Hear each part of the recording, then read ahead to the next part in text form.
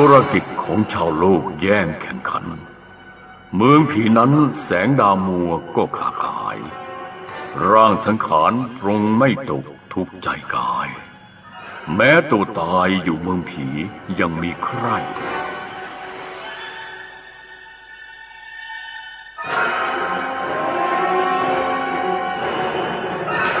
เรื่องการค้าพาณิชย์ที่โลกมนุษย์ต้องแข่งแย่งแข่งขันกันอย่างเหลือเกินส่วนในยมโลกถึงแม้จะอยู่ภายใต้ของความมืดสลัวแต่ก็ยังมีร้านค้าต่างๆอยู่ทั่วไปเกือบทุกแห่งหนเรื่องนี้เป็นความทุกข์ซึ่งเปรียบได้กับที่องค์พระผู้นำศาสนาเต๋าท่านเหลาจื้อได้กล่าวไว้ว่าต้องเกิดทุกข์เพราะข้ามีร่างสังขารหากสังขารไม่มียังทุกข์ใดร่างสังขารของคนเรานี้เป็นสิ่งแปลกปลอมและก็เพราะปรงไม่ตกปล่อยวางไม่ได้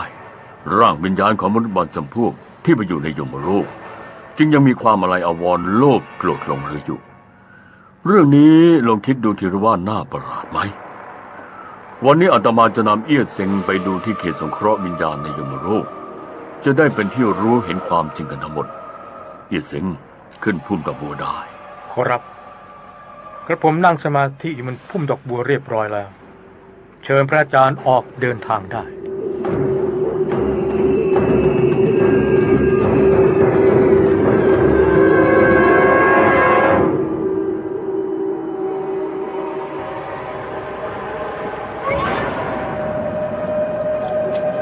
ถึงแล้วเอี้ยเซ็งลงจากพุ่มดอกบัวได้ที่เมืองนี้เป็นแหล่งชุมชนและอยู่กันอย่างหนาแน่นมีคนเดินไปเดินมากวักไขว่มากมายต่างยิ้มแย้มแจ่มใสโดยทั่วไปทุกคนจะมีอิสระมากเพราะไม่มีนักการยมบาลถืออาวุธควบคุมส่วนด้านหน้าที่กำแพงเมืองมีป้ายเขียนไว้ว่าเขตสงเคราะห์ชุมชนไม่ทราบว่าภายในเมืองมีสภาพเป็นอย่างไรที่ว่าเขตสงเคราะห์ชุมชนก็คือเป็นเขตสงเคราะห์วิญญาณนั่นแหละหลังจากชาวโลกตายแล้วถ้าปรากฏว่าขณะที่ยังมีชีวิตอยู่ไม่ได้สร้างบุญกุศลหรือว่าก่อกรรมบาปใดที่ร้ายแรงไว้ไม่มีทั้งบุญคุณและความแค้นผูกพันอยู่กับใครที่โลกมนุษย์จึงไม่จำเป็นต้องไปสู่การเกิดฉะนั้นทางการยมโลกจึงจัดให้เข้ามาอยู่ในเขตสงเคราะห์ที่เรียกว่าเป็นเขตสงเคราะห์ก็คือให้เป็นเขตที่มีอิสระในการประกอบอาชีพเช่นเมื่อยังอยู่ที่โลกมนุษย์ถ้าเป็นชาวเกษตรกรหรือว่าค้าขายครั้นมาอยู่ที่นี่ก็ทำอาชีพเดิมได้โดยทั่วไปจะทำไร่นาและค้าขายเป็นหลักแต่ต้องอาศัยพละกำลังความสามารถของตนเองเพราะไม่มีเครื่องทุนแรงใช้แทนกำลังคนเหมือนชาวโลกพวกวิญญาณที่มาอยู่ในเขตสงเคราะห์แห่งนี้ต้องอาศัยมือเปล่าทำงานเลี้ยงชีพด้วยความลำบากตรากตรำเฮียเซ็ง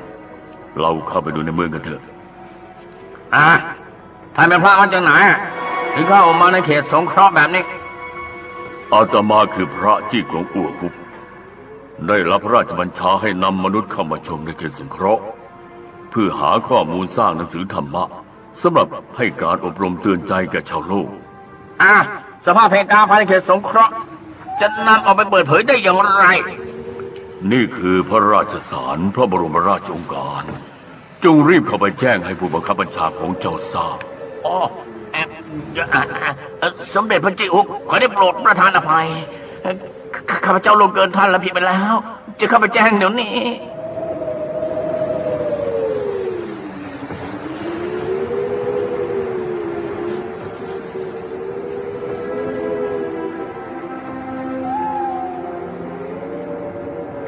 เนื่องจากยามเฝ้าประตูไม่เคยรู้จักท่านทั้งสองมาก่อนขอประทานอภัยและวันนี้สมเด็จพระจี้ฮุกกับเอี้ยเซี่ยงเซ็งเสด็จมาเป็นเกียรติถึงเขตสงเคราะห์ชุมชนแต่ต้องบกพร่องในการถวายรับเสด็จจึงขอได้ประทานอภัยอีกครั้งที่ไม่ได้แจ้งให้ทราบล่วงหน้าก่อนวันจะมาวันนี้ขออย่าได้ตำหนิอาตมาหาไม่ได้เชิญท่านทั้งสองเสด็จเข้าชมตามสบายกระผมขอขอบพระคุณท่านหัวหน้าเขตที่ให้การต้อนรับเป็นอย่างดีแต่ว่าหัวหน้าเขตท่านนี้ไม่ใช่เป็นหัวหน้าเขตสงเคราะห์ชุมชนที่โลกมนุษย์นะครับเอี้ยเสียงจะอย่าพูดมากที่เรียกว่าหัวหน้านั้นเป็นการยกย่องแต่ความจริงเขามีหน้าที่เป็นผู้ควบคุมดูแลชาววิญญาณภายในเขตสงเคราะห์สิ่งก่อสร้างสำหรับอยู่อาศัยรูปแบบต่างๆภายในเขตล้วนแต่สร้างด้วยไม้ ไม่เหมือนกับอาคารสงเคราะห์ที่โลกมนุษย์สร้างด้วยคอนกรีตเสริมเหล็กเป็นอาคารสูงและใหญ่โตมากภายในเขตสงเคราะห์ชุมชนเป็นที่อยู่อาศัยของวิญญาณและสิ่งก่อสร้างที่เป็นไม้กับดินมีท่าติดต่อเชื่อมโยงถึงกันฉะนั้นจึงเหมาะสมสำหรับใช้เป็นที่อยู่อาศัยของพวกเขามีร้านขายอาหารและเครื่องดื่มกับยังมีร้านจำหน่ายสินค้าเบ็ดเตล็ดต่างๆทั้งฝูงชนไม่ต่างกันกับชาวโลกแต่วิญญาณบางจำพวกเอาให้ผมยาวและแต่งกายแบบโบราณก็ผมไม่ทราบว่าเพราะเหตุใดที่เขตสงเคราะห์แห่งนี้มีชาววิญญาณต่างสมัยมาอยู่รวมกันและต่างจะคงไว้ซึ่งความนิยมของการแต่งกายตามที่ตนยังมีชีวิตอยู่เมื่ออดีตชาติจึงทำให้ท่านมองเห็นความแตกต่างกันเป็นธรรมดาจากนี้ข้าจะนำท่านไปดูนอกเขตชุมชนบ้างเพื่อให้เห็นสภาพการทำไร่นาของวิญญาณยมโลกกับมนุษย์โลกแม้จะต่างพบกันแต่ความนึกคิดจิตใจของคนในสองภพเหมือนกันฉะนั้นเมื่อขณะที่ยังมีชีวิตอยู่ถ้าหากไม่ประพฤติชอบปฏิบัติธรรมและสร้างสมบุญกุศลเอาไว้โดยมุ่งจะหาประโยชน์อย่างเดียวแล้วก็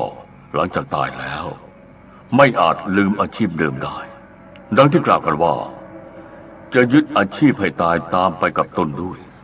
ทั้งนี้ก็เพราะว่าความที่ปล่อยวางไม่ได้ต่อเมื่อมาอยู่ในยมโลกจึงไม่มีทางอื่นเลือกนอกจากต้องเอาอาชีพเก่าขึ้นมาทำใหม่เท่านั้นกระผมผ่านมาเห็นตามท้องทุ่งมีชาววิญญาณทำไร่ทำนาอยู่ทั่วไปแต่ต้องทำด้วยมือเปล่าทั้งนั้น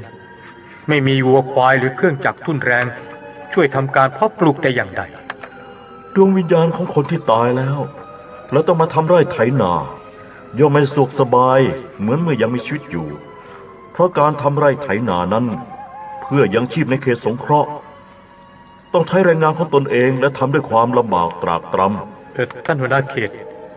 โดยทั่วไปความเป็นอยู่ของชาววิญญาณเป็นอย่างไรบ้างขอรับความเป็นอยู่ของชาววิญญาณในเขตสงเคราะห์โดยทั่วไปแล้วเหมือนกับชาวโลกเช่นต้องกินอาหารวันละ3 มื้อ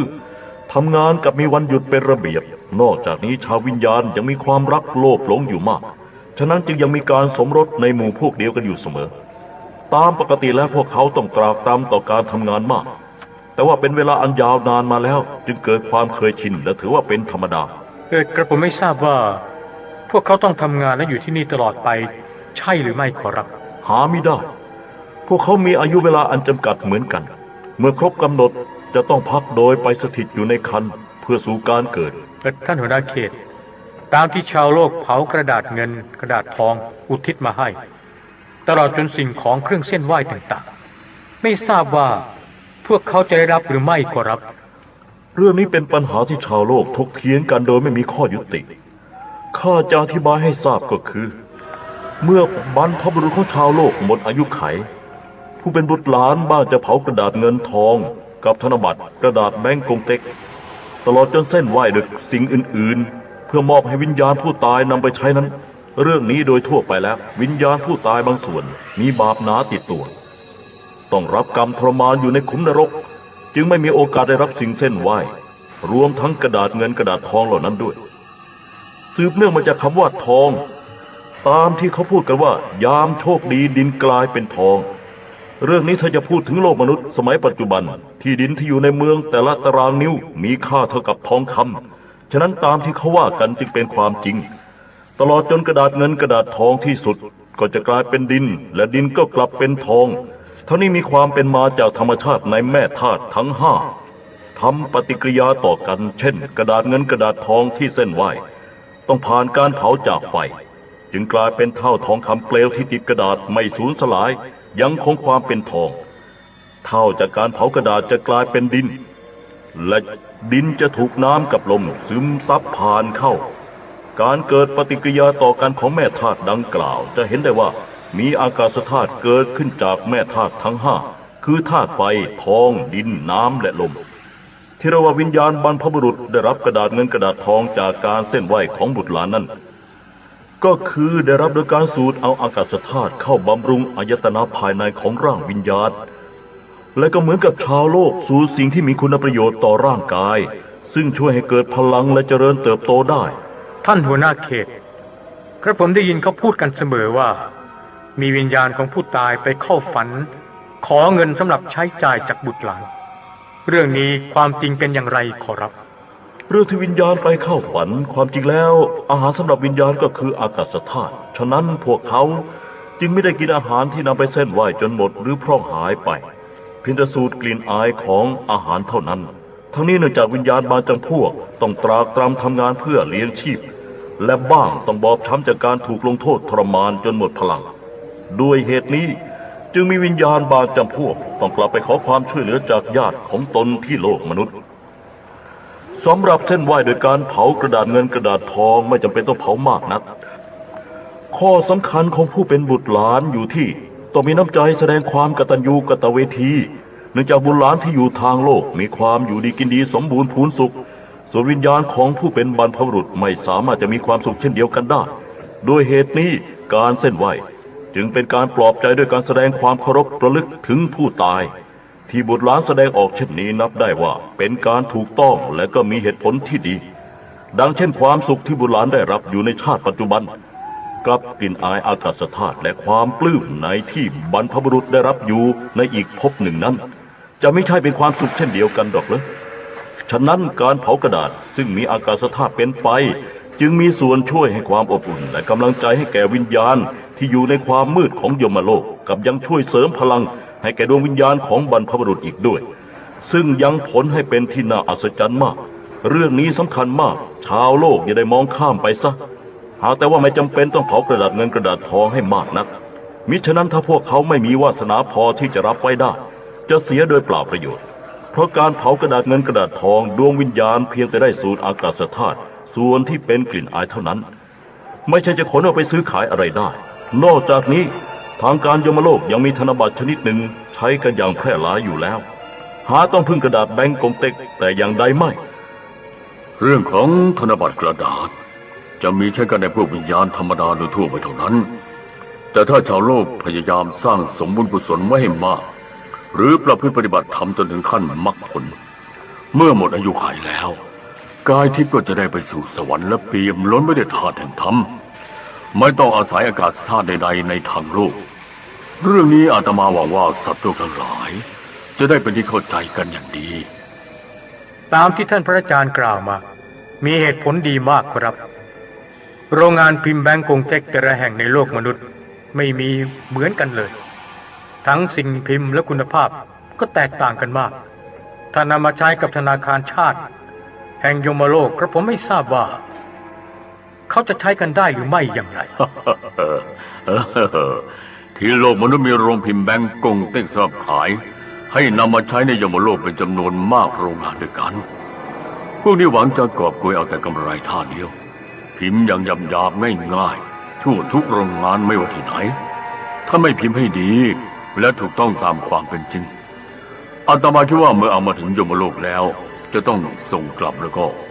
นั่นเป็นการจงใจก่อบาปกรรมหนาด้วยน้ำมือของตนเองโดยแท้ทีเดียวท่านหัวหน้าเขตชาววิญญาณที่อยู่ในเขตสงเคราะห์กับวิญญาณที่เป็นนักโทษมีอะไรที่ไม่เหมือนกันหรือครับชาววิญญาณที่อยู่ในเขตสงเคราะห์มีอิสระมากกว่าเพราะไม่ต้องถูกบังคับเท่าไหร่นักแต่ถ้าจะไปอยู่ที่โลกมนุษย์ต้องได้รับอนุญาตก่อนถึงจะไปได้เว้นแต่เทศกาลศาสตร์จีนระหว่างเดือนสิงหาคมกับเดือนกันยายนของทุกปีทางการยมโลกจะอนุญาตให้ชาววิญญาณในเขตสงเคราะห์ผลัดเปลี่ยนกันออกไปรับการแจกทานที่โลกมนุษย์ได้สำหรับพวกวิญญาณบาปที่มีโทษสถานหนักจะต้องถูกลงโทษทรมานอยู่ตลอดเวลา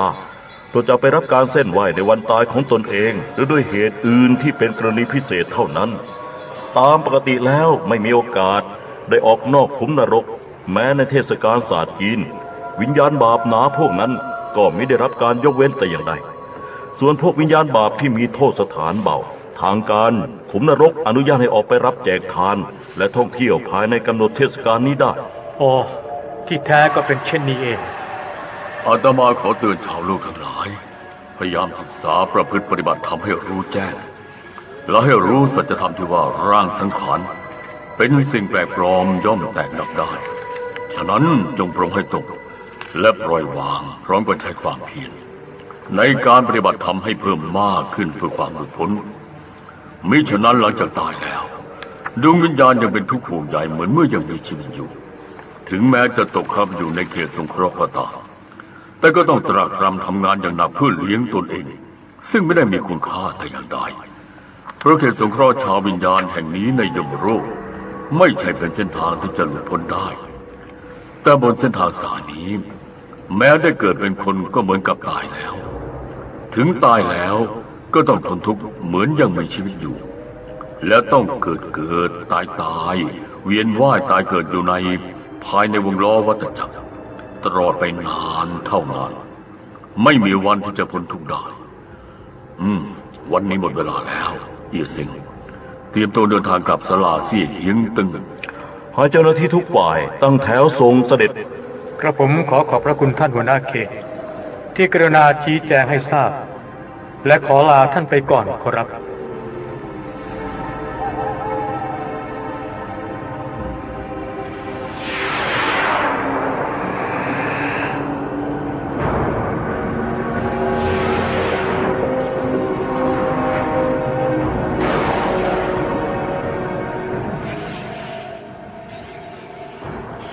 ถึงศาลาเสี่ยเฮียงตึงแล้วเอี่ยเซิงลงจากพุ่มตะโพได้กายทิพย์เข้าสู่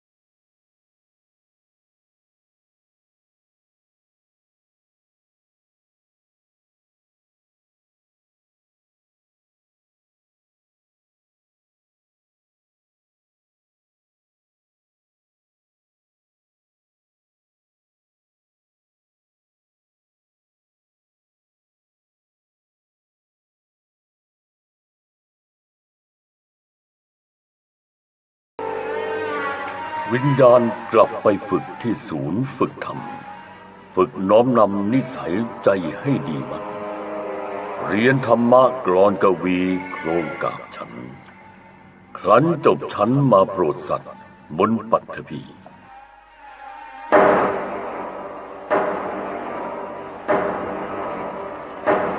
วันนี้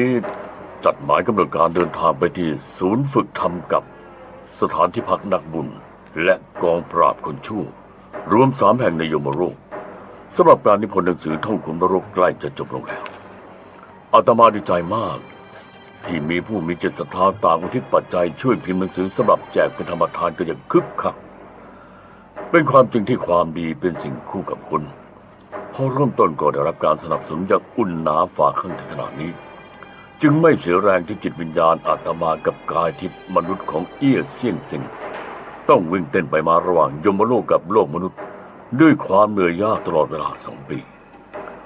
ทั้งนี้ก็เพียงเพื่อปรารถนาให้สัตว์โลกทั้งมวลได้พ้นทุกข์กลับไปสู่สุคติภพซึ่งเป็นถิ่นฐานต้นกำเนิดของทุกคนด้วยการประพฤติชอบปฏิบัติธรรม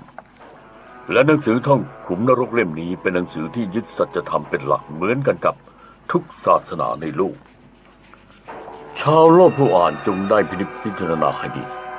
จากข้อมูลเนื้อหาสาระหนังสือเล่มนี้ยังคุณประโยชน์แก่ชีวิตจิตใจร่างกายให้ผู้อ่านไม่น้อยและการที่อาตมาต้องพร่ำเตือนอยู่ตลอดเวลา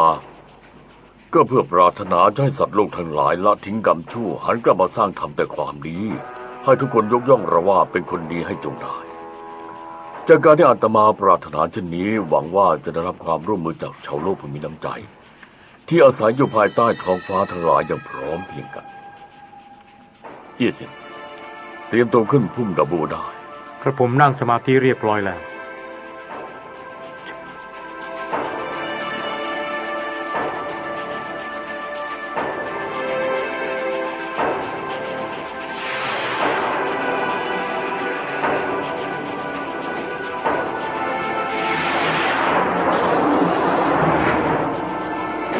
ถึงแล้วเอี้ยเซ็งลงจากพุ่มระบูดา พระอาจารย์ขอรับกระผมเห็นที่ตั้งของศูนย์ฝึกธรรมอยู่ข้างหน้านี่แล้วเหมือนวิทยาลัยขนาดใหญ่แห่งหนึ่งภายในบริเวณดูสะอาดตาสงบเป็นระเบียบเรียบร้อยดีปลูกต้นไม้ดอกและใบชนิดต่างๆไว้อย่างสวยงามร่มรื่นผิดกันกับที่ขุมนรกมีแต่บรรยากาศที่มืดมัวอึมครึมน่ากลัวมาก ศูนย์ฝึกธรรมะแห่งนี้ตั้งอยู่ในยมโลกเป็นสถานที่สำหรับให้การฝึกอบรมธรรมะแก่จิตวิญญาณที่จะต้องไปรับตำแหน่งหน้าที่เป็นเทพโดยทั่วไปที่โลกมนุษย์ประตูใหญ่ที่หน้าศูนย์เปิดแล้วกระผมเห็นชาวข้าราชการกำลังตั้งแถวรอต้อนรับเราอยู่ขอรับท่านหัวหน้าศูนย์กับคณะกำลังออกมาเอี้ยสิงจะเดินร่วมหน้าไปกราบถวายความเคารพกระผมขอกราบถวายความเคารพท่านหัวหน้าศูนย์พร้อมด้วยเซียนผู้อาวุโสทุกพระองค์ขอรับ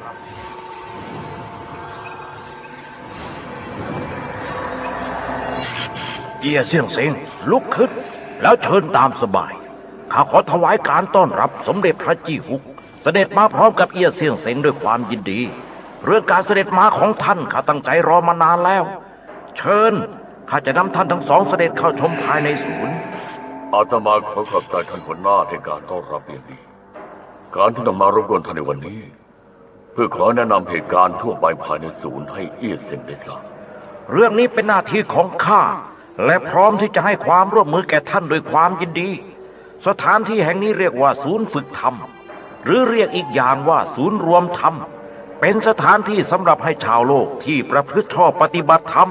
พร้อมทั้งได้สร้างสมบุญกุศลเอาไว้มากและเมื่อหมดอายุขัยแล้วแต่ผลบุญที่ทำไว้ยังไม่ถึงขั้นที่จะไปสู่สวรรค์ได้จึงจำเป็นต้องนำดวงวิญญาณของชาวโลกผู้นั้นเข้ามาฝึกอบรมอยู่ในศูนย์รวมธรรมแห่งนี้ต่อไปเพื่อให้เตรียมการขึ้นไปเสวยสุขอยู่บนสวรรค์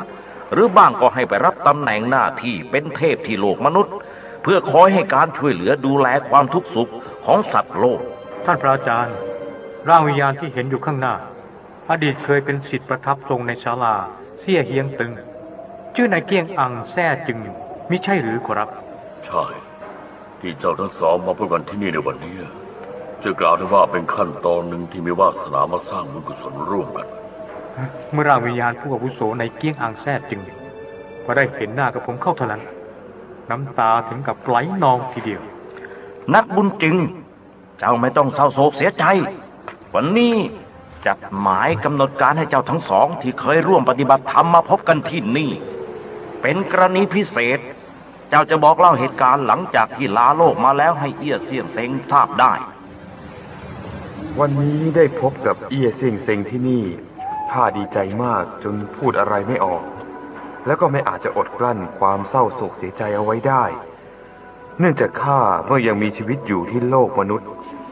ได้สมัครเข้าเป็นศิษย์ประทับทรงอยู่ในศาลาเสี่ยงเฮียงตึงจากนั้นสมเด็จเทพเจ้าองค์กวนทรงประทานความเมตตาให้การอบรมสั่งสอนอยู่เสมอกับท่านครูผู้จัดการศาลาประทับทรงพร้อมด้วยเพื่อนศิษย์ทุกคนก็ได้ให้ความกรุณาช่วยเหลือชี้นำเป็นอย่างดีจึงทำให้ข้าเกิดความศรัทธาในการปฏิบัติหน้าที่เพื่อการกุศลฉะนั้นในแต่ละวันข้าจะไปที่สำนักงานหนังสือพิมพ์นิตยสารนักปราชญ์ทำหน้าที่เป็นผู้เขียนจ่าหน้าและผนึกซองเพื่อส่งหนังสือไปให้แก่ผู้รับทั่วไปจากการปฏิบัติหน้าที่เพื่อการกุศลนี้ความจริงได้ตั้งใจไว้ว่าจะปฏิบัติให้ถึงที่สุดโดยหวังไว้ว่าจะได้ไปเสวยสุขอย่างวิมานสวรรค์แต่เนื่องจากมีความหลงไหลมัวเมาและก็ยังอาลัยอาวรณ์ในทางโลกมากเกินไป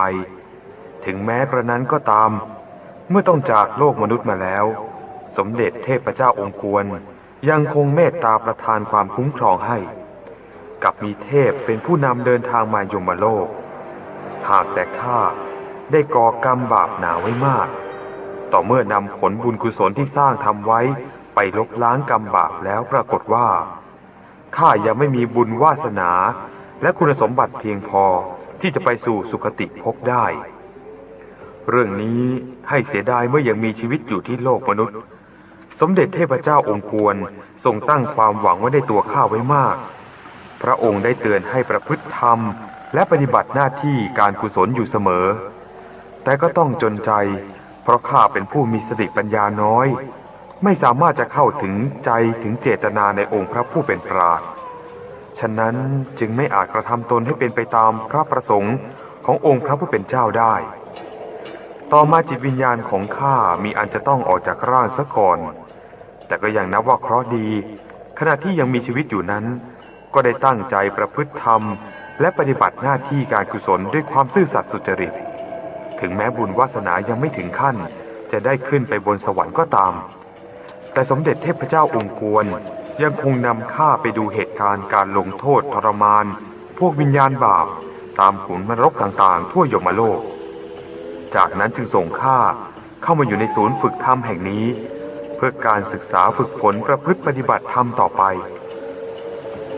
สำหรับในงานพิธีงานศพของข้าขณะที่กำลังจะเคลื่อนย้ายร่างสังขารออกไป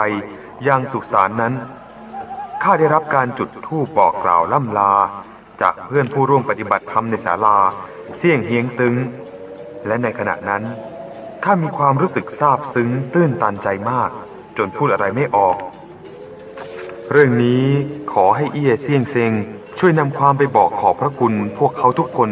แทนข้าด้วยนะข้าอยู่ที่นี่ในแต่ละวันต้องเรียนหนังสือกับฝึกธรรมทั้งยังต้องมีการทดสอบอยู่เสมอเพื่อฝึกนิสัยและขัดเกลาจิตใจของพวกเราดังเช่นถ้าได้พบเห็นเงินทองจะไม่แตะต้องโดยเด็ดขาดหรือพบเห็นแสงสีกามารมณ์จะไม่หลงไหลมัวเมาตลอดจนผู้ที่มีความร่ำรวยเป็นเศรษฐีควรจะมีความเมตตากรุณาเป็นต้นผู้ที่มีอุปนิสัยจิตใจดังกล่าว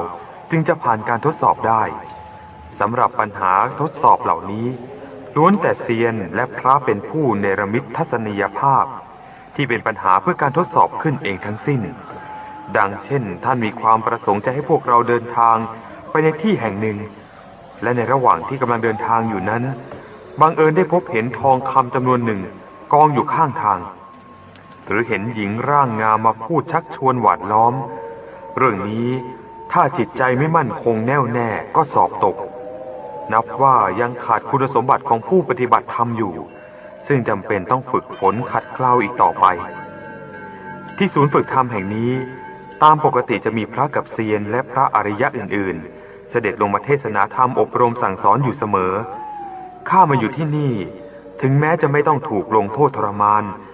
แต่รสชาติของการศึกษาฝึกฝนขัดเกลา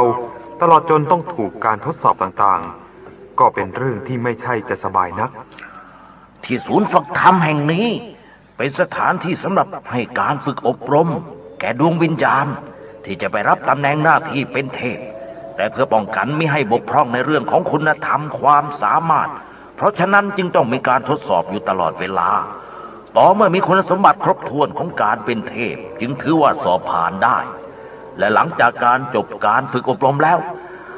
บ้างจะมีพระอาจารย์ของแต่ละตนเสด็จลงมารับไปศึกษาเพิ่มเติมในขั้นต่อไปยังภพสวรรค์หรือบ้างจะส่งไปรับตำแหน่งหน้าที่เป็นเทพเพื่อให้ช่วยเหลือดูแลความทุกข์สุขของสัตว์โลกเอี้ยเซิงเซิง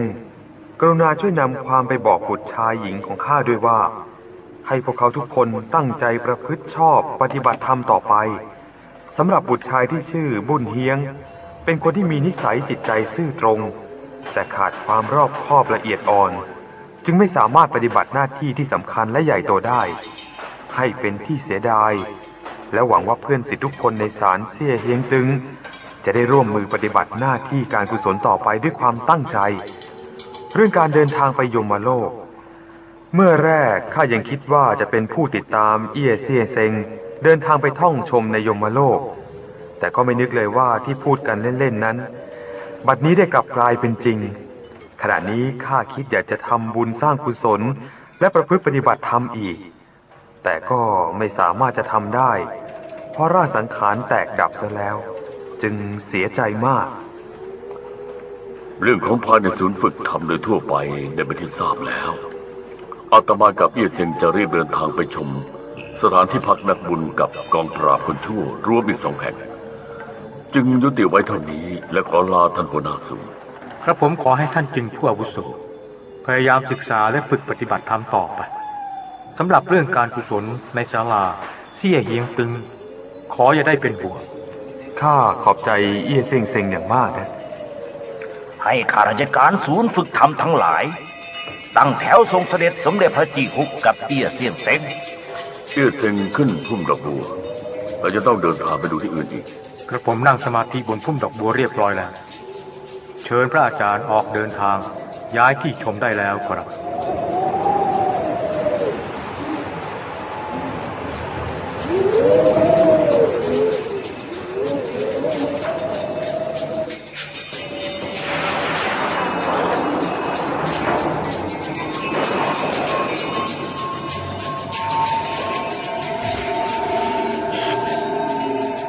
ถึงสถานที่พักนักบุญแล้ว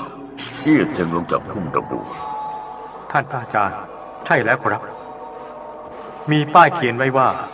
สถานที่พักนักบุญข้าขอถวายการต้อนรับ สมเด็จพระจี้ฮุกกับเอี้ยเซี่ยงเซ็งเสด็จมาด้วยความยินดี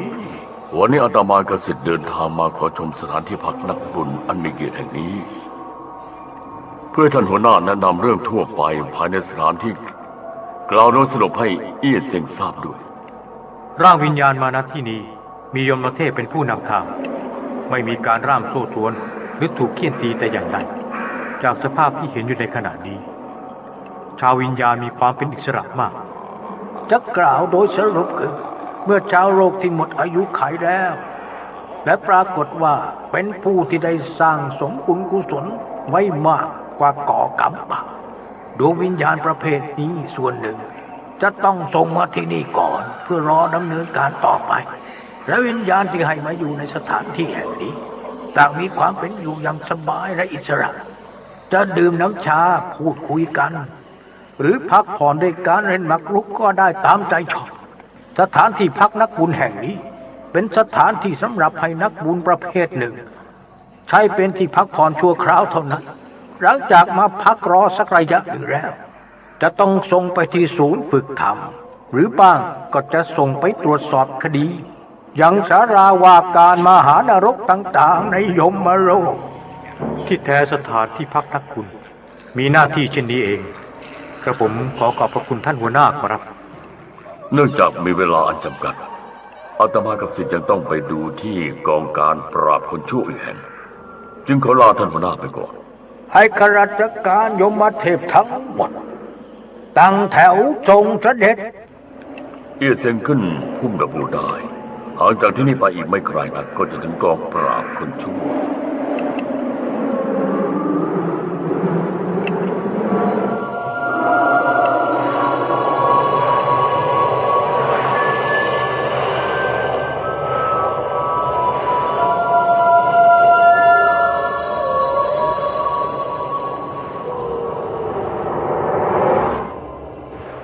ถึงแล้วเอี้ยเซ็งลงจากพุ่มดอกบัวท่านพระอาจารย์บรรยากาศที่นี่กับสถานที่พักนักบุญตรงกันข้ามเลยครับที่หน้าประตูทางเข้ามีป้ายเขียนไว้ว่ากองการปราบคนชั่วดวงวิญญาณของผู้ที่ตายที่มาที่นี่ล้วนแต่ถูกล่ามด้วยโซ่ตรวนกับยังมีนักการยมบาลเป็นผู้ควบคุมสำหรับร่างวิญญาณที่กำลังเดินเข้ามาข้างหน้าเหมือนเพิ่งถูกจับกุมมาใหม่ๆข้าขอถวายการต้อนรับสมเด็จพระจี้ฮุกองค์ปฐมาจารย์เสด็จมาพร้อมเอี้ยเซ็งเซ็งด้วยความยินดีที่ท่านทั้งสองเสด็จมาในวันนี้ข้ามีความรู้สึกว่าเป็นเกียรติแก่สถานที่แห่งนี้อย่างสูงและตามที่ท่านทั้งสองกำลังสร้างหนังสือธรรมะสำหรับให้การอบรมเตือนใจแก่ชาวโลกอยู่ในขณะนี้นั้นนับว่าเป็นการสร้างมหากุศลอันยิ่งใหญ่หาที่สุดมิได้เรื่องนี้ข้าขอแสดงความยินดีด้วยขอบใจท่านหัวหน้าที่กล่าวยกย่องชมเชยอาตมาก็สิทธิ์เดินทางมาถึงที่นี่ในวันนี้เนื่องจากมีเวลาอันจำกัดอยู่นานไม่ได้จึงขอท่านหัวหน้ากล่าวแนะนำภาระหน้าที่ของสถานอันทรงเกียรติแห่งนี้โดยสรุปเพื่อนำความไปเป็นข้อมูลสำหรับสร้างหนังสือธรรมะสมเด็จพระจี้ฮุกเรื่องนี้ข้าขอถวายการร่วมมือด้วยความยินดีกล่าวคือที่นี่เรียกว่ากองการปราบคนชั่วเป็นศูนย์ปราบปรามชาวโลกที่เที่ยวก่อกรรมทำเข็นกับพวกที่มีการกระทำขัดต่อพระอาญาฟ้าดินโดยละเมิดกฎขนบธรรมเนียมตามจารีตประเพณีภายในครอบครัวหรือเครือญาติผู้ที่มีพฤติการดังกล่าวแล้วนี้หากเจตพูดที่อาศัยอยู่ในร่างสังขารของมนุษย์หรือคณะโยมเทพ ที่ตรวจรักษาการอยู่ที่โลกมนุษย์ตลอดเวลาได้ตรวจพบจะบันทึกและนำความกลับมารายงานให้ทราบทันทีถ้าปรากฏว่าเป็นการกระทำความผิดอย่างร้ายแรงทางการจะส่งยมทูตไปจับกุมเอาจิตวิญญาณของผู้นั้นมาลงโทษในยมโลกทันทีผู้ถูกลงโทษยังคงมีชีวิตและร่างสังขารอยู่ที่โลกมนุษย์แต่ในช่วงของวันเวลานั้นจะรู้สึกว่ามึนงงปวดหัวเป็นไข้ครั่นเนื้อครั่นตัวร่างกายเจ็บปวดอ่อนเพลียจิตใจไม่ปกติเพียงรู้ว่าตนกำลังป่วยแต่ไม่รู้ว่าถูกลงโทษต่อเมื่อลงโทษพร้อมทั้งให้การอบรมแล้วทางการจะปล่อยให้จิตวิญญาณกลับเข้าร่างเดิมและผู้ป่วยจะหายเป็นปกติที่เอียเซียงเซ็งเห็นยมทูตจับกุมพวกจิตวิญญาณมาเมื่อสักครู่นี้เป็นพวกจิตวิญญาณของชาวโลกที่กำลังกระทำความผิดจึงต้องไปจับกุมมาลงโทษดังกล่าวแล้วซึ่งเรื่องนี้เป็นหน้าที่ของกองการปราบคนชั่วเป็นหน้าที่อันดับแรกสำหรับภาระหน้าที่ที่รองลงไปก็คือหลังจากชาวโลกที่ตายแล้วและเนื่องจากผู้ตายได้ก่อกรรมบาปหนาชั่วช้าไว้อย่างร้ายแรงที่โลกมนุษย์วิญญาณจากคนจำพวกนี้บ้างจะถูกส่งมาลงโทษทรมานที่นี่ก่อนเพื่อรอให้ศาลาว่าการต่างๆทำการตรวจสอบหลักฐานความผิดของพวกเขาจนเสร็จจากนั้นจึงแยกส่งไปยังศาลาว่าการต่างๆเพื่อดำเนินคดีต่อไปฉะนั้นที่ทำการแห่งนี้จึงมีภาระหน้าที่ปราบปรามลงโทษคนชั่วและกักกันทรมานพวกวิญญาณบาปทั้งนี้เพื่อรอการดำเนินคดีเพียงในระยะชั่วเวลาชั่วคราวเท่านั้นที่แท้ก็เป็นเช่นนี้กระผมขอขอบพระคุณท่านหัวหน้าที่กรุณาอธิบายให้ทราบเนื่องจากเวลาใกล้จะหมดแล้วอาตมาจะเตรียมตัวเดินทางกลับขอลาท่านหัวหน้าไปก่อนข้าราชการยมเทพทั้งหลายตั้งแถวทรงเสด็จเอี้ยเซ็งขึ้นพุ่มดอกบัวได้แล้วกระผมนั่งสมาธิเรียบร้อยแล้วเชิญพระอาจารย์ออกเดินทางกลับได้ครับ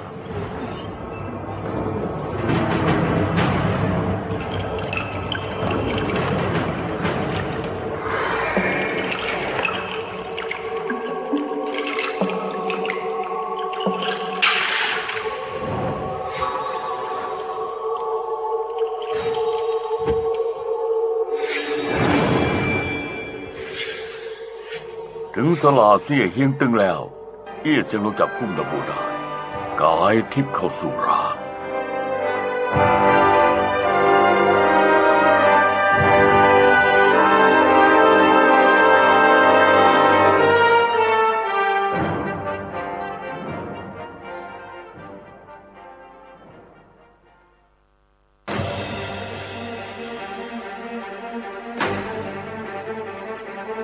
ท่องขุมนรกตอน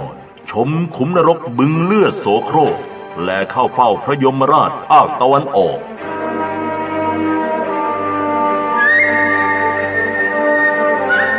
เมื่อวันที่ 29 เดือนกรกฎาคม พุทธศักราช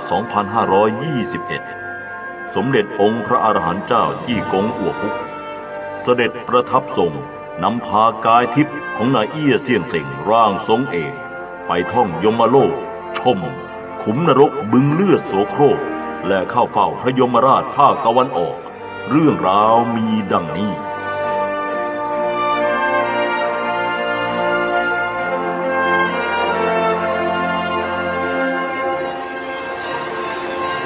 ท่องยมโลกผ่านมาทุกแห่งหนลำบากล้นเหงื่อโทรมกายยังหมายมั่นกรรมดีชั่วใครว่าไม่สนองกันนรกสวรรค์มีแน่ๆใช่แปรผันอาตมาไปท่องชมทั่วทุกแห่งในยมโลกเห็นมาล้วนแต่เป็นดวงวิญญาณของผู้ตายที่มีแต่ความโลภะโทสะและโมหะเขาครอบงำจิตใจจนหลงไหลมัวเมาทั้งสิ้นดวงวิญญาณพวกนี้ไม่รู้แม้กระทั่งตนเองดังเช่นขณะที่ข้ายังไม่เกิดไม่รู้ว่าใครจะมาเป็นตัวข้าแล้วหลังจากข้าเกิดแล้วก็ไม่รู้อีกว่าข้าคือใครความหลงไหลมัวเมาจนดวงตาฝ้าฟางมองอะไรไม่เห็นไม่รู้แม้กระทั่งใครคือตัวข้านี่เองจึงทำให้สัตว์โลกต้องหลงไปกับหลงมาเวียนว่ายตายเกิดไม่รู้จบสิ้นเพราะไม่รู้คุณค่าของความเป็นมนุษย์ตลอดจนไม่รู้บาปบุญคุณโทษคืออะไรฉะนั้นจึงเปรียบเหมือนกับเด็กที่ไม่สนใจการเรียนถึงแม้จะห่อข้าวหรือหิ้วปิ่นโตไปโรงเรียนพร้อมกับเพื่อนทุกวันก็ตามเพียงรู้ว่าอยากจะกินกับเล่นเท่านั้นครั้นถึงเวลาสอบ ก็ตอบคำถามอะไรไม่ได้ เมื่อเป็นเช่นนี้จึงกล่าวได้ว่าทำให้พ่อแม่ต้องเสียความตั้งใจพ่อแม่ต้องเลี้ยงลูกที่ไม่มีความฉลาดเลยแม้แต่น้อยครูอาจารย์ที่โรงเรียนก็เหมือนกับพระและศีลได้แต่เทศนาอบรมสั่งสอนพร่ำเตือนอยู่ตลอดเวลาเรื่องนี้อาตมาจึงขอบอกฝากชาวโลกทั้งหลายที่อาศัยอยู่ภายใต้ท้องฟ้าไว้ณที่นี้ด้วยว่าการได้เกิดเป็นมนุษย์นับว่าประเสริฐแล้วและเพื่อที่จะเป็นผู้ที่ยืนหยัดสู้หน้าได้ทั้งฟ้าดินอย่างเปิดเผยพึงควรระวังรักษาตนให้เป็นที่บริสุทธิ์ประพฤติดีปฏิบัติชอบให้มากที่สุดเท่าที่จะทำได้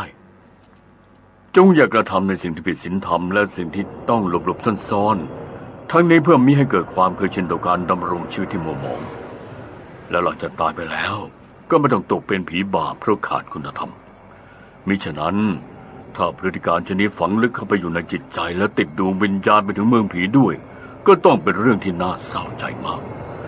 เพราะเมื่อยังมีชีวิตอยู่ก็มีแต่ความมืดมนมัวหมองต่อเมื่อตายแล้วยังต้องตกเป็นผีบาปที่ขาดคุณธรรมอยู่ในยมโลกอีกซึ่งหาความดีไม่ได้เลยในทั้งสองภพเอี่ยสิงวันนี้เตรียมตัวออกเดินทางไปท่องยมโลกขึ้นพุ่มดอกบัวได้กระผมขึ้นนั่งสมาธิอยู่บนพุ่มดอกบัวเรียบร้อยแล้วเชิญพระอาจารย์ออกเดินทางได้ครับ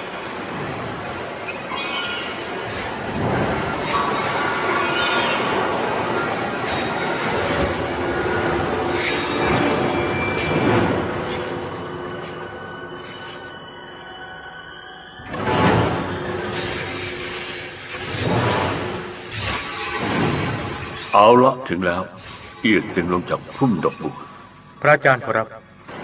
เรามาถึงที่นี่ในวันนี้เพราะอะไรจึงเห็นมีแต่บึงใหญ่อยู่ข้างหน้าเพียงแห่งเดียวมองดูแต่ไกลเหมือนเห็นร่างของคนผุๆโผล่อยู่ในบึงกับได้ยินเสียงร้องขอความช่วยเหลือโอ้ยังมีกลิ่นเหม็นคาวเลือดคลุ้งด้วยครับเอียดเสียงที่เจ้าเห็นอยู่ข้างหน้าคือบึงเลือดโสโครกวันนี้พาเจ้ามาดูที่นี่ต้องตั้งใจดีเรารีบเดินเข้าไปใกล้ๆก็จะได้เห็นว่าเป็นอะไรกันแน่ตามเส้นทางที่เดินมากระผมเห็นนักการโยบาลควบคุมคนจำนวนมากมุ่งตรงไปที่บึงใหญ่เยสิคนที่เจ้าเห็นเหล่านั้นล้วนแต่เป็นพวกวิญญาณที่บาปหนาทั้งสิ้นกำลังถูกควบคุมไปที่บึงเลือดโสโครกเมื่อกระผมยิ่งเดินใกล้เข้าไปยิ่งได้กลิ่นเหม็นเขียวสกปรกรุนแรงมากกับได้ยินเสียงร้องขอความช่วยเหลือดังชัดเจนขึ้นที่แท้น้ำในบึงก็เหมือนกับน้ำเลือดโสโครกส่งกลิ่นเหม็นคาวยังไม่มีอะไรที่จะนำมาเปรียบได้ข้าขอถวายต้อนรับสมเด็จพระจีฮุกกับเอียเซียนเซงเสด็จมาด้วยความยินดีที่ทำการแห่งนี้ได้รับแจ้งมาให้ทราบก่อนหน้านี้ว่าท่านทั้งสองจะเสด็จมาเป็นเกียรติถึงที่นี่ในวันนี้ขอเชิญท่านเสด็จเข้าชมได้ตามสบายท่านยมเทพกระผมดูอยู่ที่นี่ก็เห็นได้อย่างชัดเจนแล้วไม่ต้องเข้าไปดูใกล้ๆถึงข้างบึงก็ได้แต่ขอให้ท่านกรุณาอธิบายความเป็นมาของบึงแห่งนี้กับสาเหตุที่ต้องนำพวกวิญญาณบาปมาลงโทษทรมานให้ทราบด้วยข้ายินดีอธิบายให้ท่านทราบบึงใหญ่แห่งนี้มีชื่อเรียกว่าบึงเลือดโสโครกตั้งอยู่ตอนใต้ทางน้ำไหลของสะพานไนฮอพวกวิญญาณบาปที่ต้องชดใช้กรรมด้วยการเดินผ่านสะพานไนฮอและตกลงไปในเหวของฝูงงูพิษที่อยู่ใต้สะพานบางจะถูกงูพิษกลืนกินบางก็ถูกงูกัดเอาจนบาดเจ็บทำให้เลือดโสโครกที่ออกจากร่างพวกวิญญาณบาปไหลมารวมกันจนกลายเป็นบึงเลือดโสโครกอยู่ที่นี่ส่วนพวกวิญญาณบาปที่ต้องตกลงมาถูกคุมขังอยู่ในบึงแห่งนี้ล้วนแต่เป็นพวกที่กระทำความผิดอันชั่วช้าทั้งสิ้นท่านยมเทพขอได้กรุณาอธิบายให้ละเอียดกว่านี้อีกสักหน่อยครับ อันที่จริงแล้วมนุษย์จะล่วงเกินสิ่งศักดิ์สิทธิ์ไม่ได้แม้กระนั้นก็ตามยังมีคนจำนวนไม่น้อยมักจะล่วงเกินอยู่เสมอหรือบางก็ใช้วาจามารยาทอันหยาบคายต่อผู้อาวุโสกับพวกที่ชอบให้ร้ายป้ายสีใส่ความผู้อื่นผลจากพวกนี้ล้วนติดจิตใจสกปรกโสโครกทั้งสิ้นส่วนคนอีกจำพวกหนึ่ง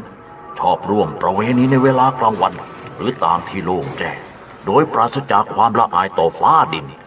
ทั้งไม่หวั่นเกรงว่าจะมีใครมาพบเห็นคนจำพวกนี้หมดซึ่งความละอายและโสโครกที่สุดบางจำพวกก็ยึดการขายสวาทเป็นอาชีพบางก็ใช้คำพูดหยาบคายสกปรกจนเคยชินติดปากบางเป็นพวกมากๆในกามารมณ์เที่ยวก่อกามาราคะให้เปรอะเปื้อนอยู่ทั่วไปก่อความมัวหมองให้แก่ร่างกายจิตใจของผู้อื่นไม่หยุดหย่อนคนอีกพวกหนึ่งชอบกินสิ่งสกปรกวิตฐานเช่นเลือดสัตว์สดๆไขสมองสัตว์และอื่นๆโดยคิดเอาเองว่าเป็นสิ่งบำรุงร่างกายแต่การบำรุงร่างกายที่ผิดวิสัยมนุษย์นี้จะมีอยู่ในพวกคนที่จิตใจสกปรกเลวทรามเท่านั้นกับยังมีชาวโลกบางจำพวกที่ชอบฆ่าสัตว์ตัดชีวิตหรือทรมานสัตว์โดยวิธีการต่างๆเพียงเพื่อหวังผลประโยชน์เป็นที่ตั้งโดยไม่คำนึงว่าสัตว์ตัวหนึ่งก็ชีวิตหนึ่งเหมือนกันนอกจากนี้พวกคนที่ก่อความแปดเปื้อนมัวหมองให้แก่สถานที่และสิ่งศักดิ์สิทธิ์ต่างๆโดยการแอบอ้างชื่อเสียงหรือบางก็แอบแฝงอยู่ในลักษณะต่างๆเพื่อผลประโยชน์ส่วนตนตลอดจนพวกคนที่ชอบแก้ไขเปลี่ยนแปลงข้อความในหนังสือพระคัมภีร์ของศาสนาไปในทางที่ไม่ถูกต้องก็เป็นเหตุทำให้ผู้ปฏิบัตินี่หลงผิดผลจำพวกต่างๆที่กล่าวมาแล้วทั้งหมดหลังจากตายแล้วร่างวิญญาณของพวกเขาทั้งหลายต้องตกลงมารับคำทรมานอยู่ในบึงเลือดโสโครกแห่งนี้ทั้งสิ้นตามที่ชาวโลกได้รับการบอกเล่าสืบทอดต่อๆกันมาว่า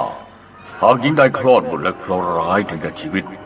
ร่างวิญญาณของพวกเขาจะต้องตกลงในบึงเลือดโสโครกแห่งนี้ทั้งหมดนั้นเรื่องนี้เป็นเรื่องที่บอกเล่าสืบทอดกันมาโดยไม่เป็นความจริง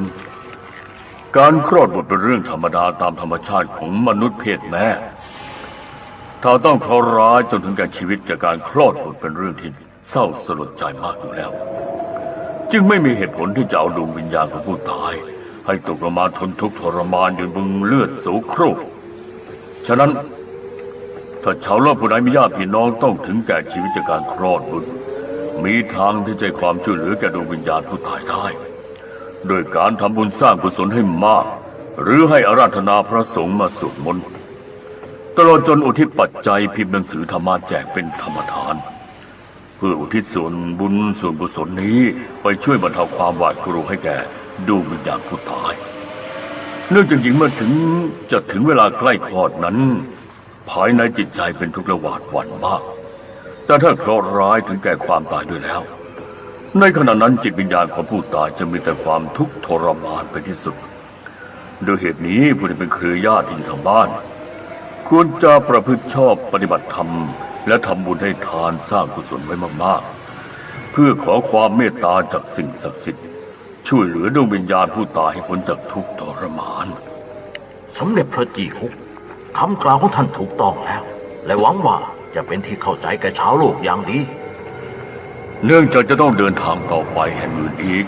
และเหตุการณ์ทั่วไปที่บึงเลือดโสโครกแห่งนี้พอที่จะเป็นที่ทราบกันแล้วอาตมากับเอี้ยเสี่ยงเซ็งขอลาท่านยมเทพไปก่อนกระผมขอขอบพระคุณท่านยมเทพที่กรุณาอธิบายให้ทราบขอรับหาไม่ได้หากบกพร่องประการใดแล้วขอให้ท่านทั้งสองได้โปรดประทานอภัยเอี้ยเซ็งขึ้นพุ่มดอกบัวเตรียมตัวเดินทางไปตังงักเตยศาลาว่าการกองบัญชาการพระยมราชแห่งภาคตะวันออกกระผมนั่งสมาธิเรียบร้อยแล้วเชิญพระอาจารย์ออกเดินทางต่อไปได้ขอรับ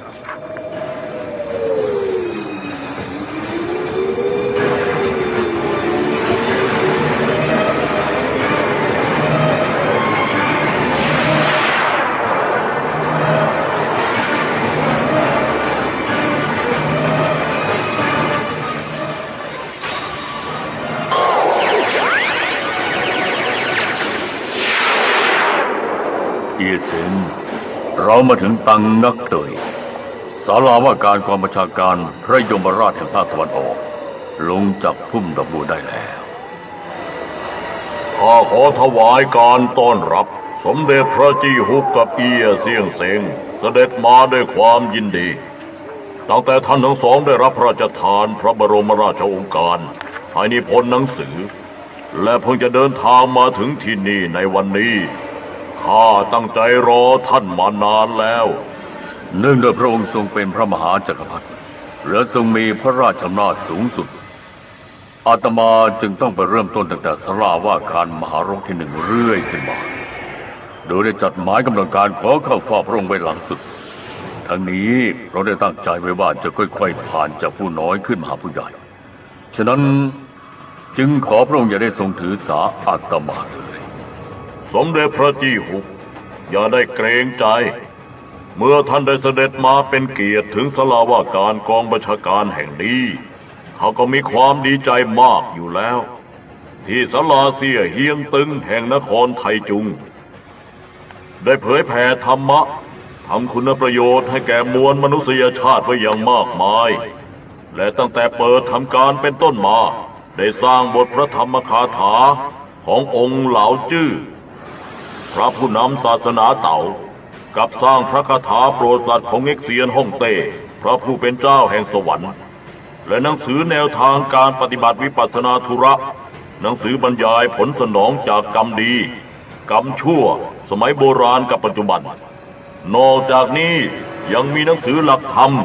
ของผู้เป็นปราชญ์ตลอดจนหนังสือธรรมะอื่นๆอีกมากโดยจัดพิมพ์และแจกจ่ายเป็นธรรมทานเพื่อให้การอบรมเตือนใจแก่ชาวโลกทั่วไปทุกสารทิศจากการที่ปฏิบัติไปแล้วนั้นได้ชักจูงใจของผู้คนให้หันกลับมาประพฤติดีปฏิบัติชอบเป็นจำนวนมากมายจนสุดขนานับเรื่องนี้ข้าทราบถึงในผลงานของศาลาเสียเฮียงตึงมานานแล้วและขอขอบใจเป็นอย่างสูงไว้ในโอกาสนี้ด้วยสำหรับวันนี้เอี้ยเสี่ยงเซ็งสามารถถอดกายทิพย์ขึ้นนั่งทำสมาธิบนพุ่มดอกบัวเพื่อติดตามสมเด็จพระจี้หุกเสด็จมาที่นี่ความจริงแล้วควรจะได้จัดเลี้ยงรับรองเป็นอย่างดีเชิญเสด็จขึ้นห้องรับรองบนที่ทำการแล้วจะได้สนทนากันกระผมขอขอบพระทัยสมเด็จพระยมราชที่ประทานความเมตตาขอรับ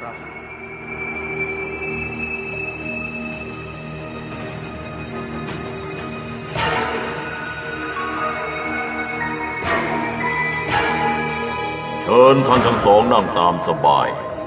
ยมเทพนำน้ำชากับผลไม้ขึ้นถวายนำขึ้นถวายแล้วพระเจ้าค่ะท่านทั้งสองอย่าได้เกรงใจเชิญดื่มน้ำชาและรับประทานผลไม้ตามสบาย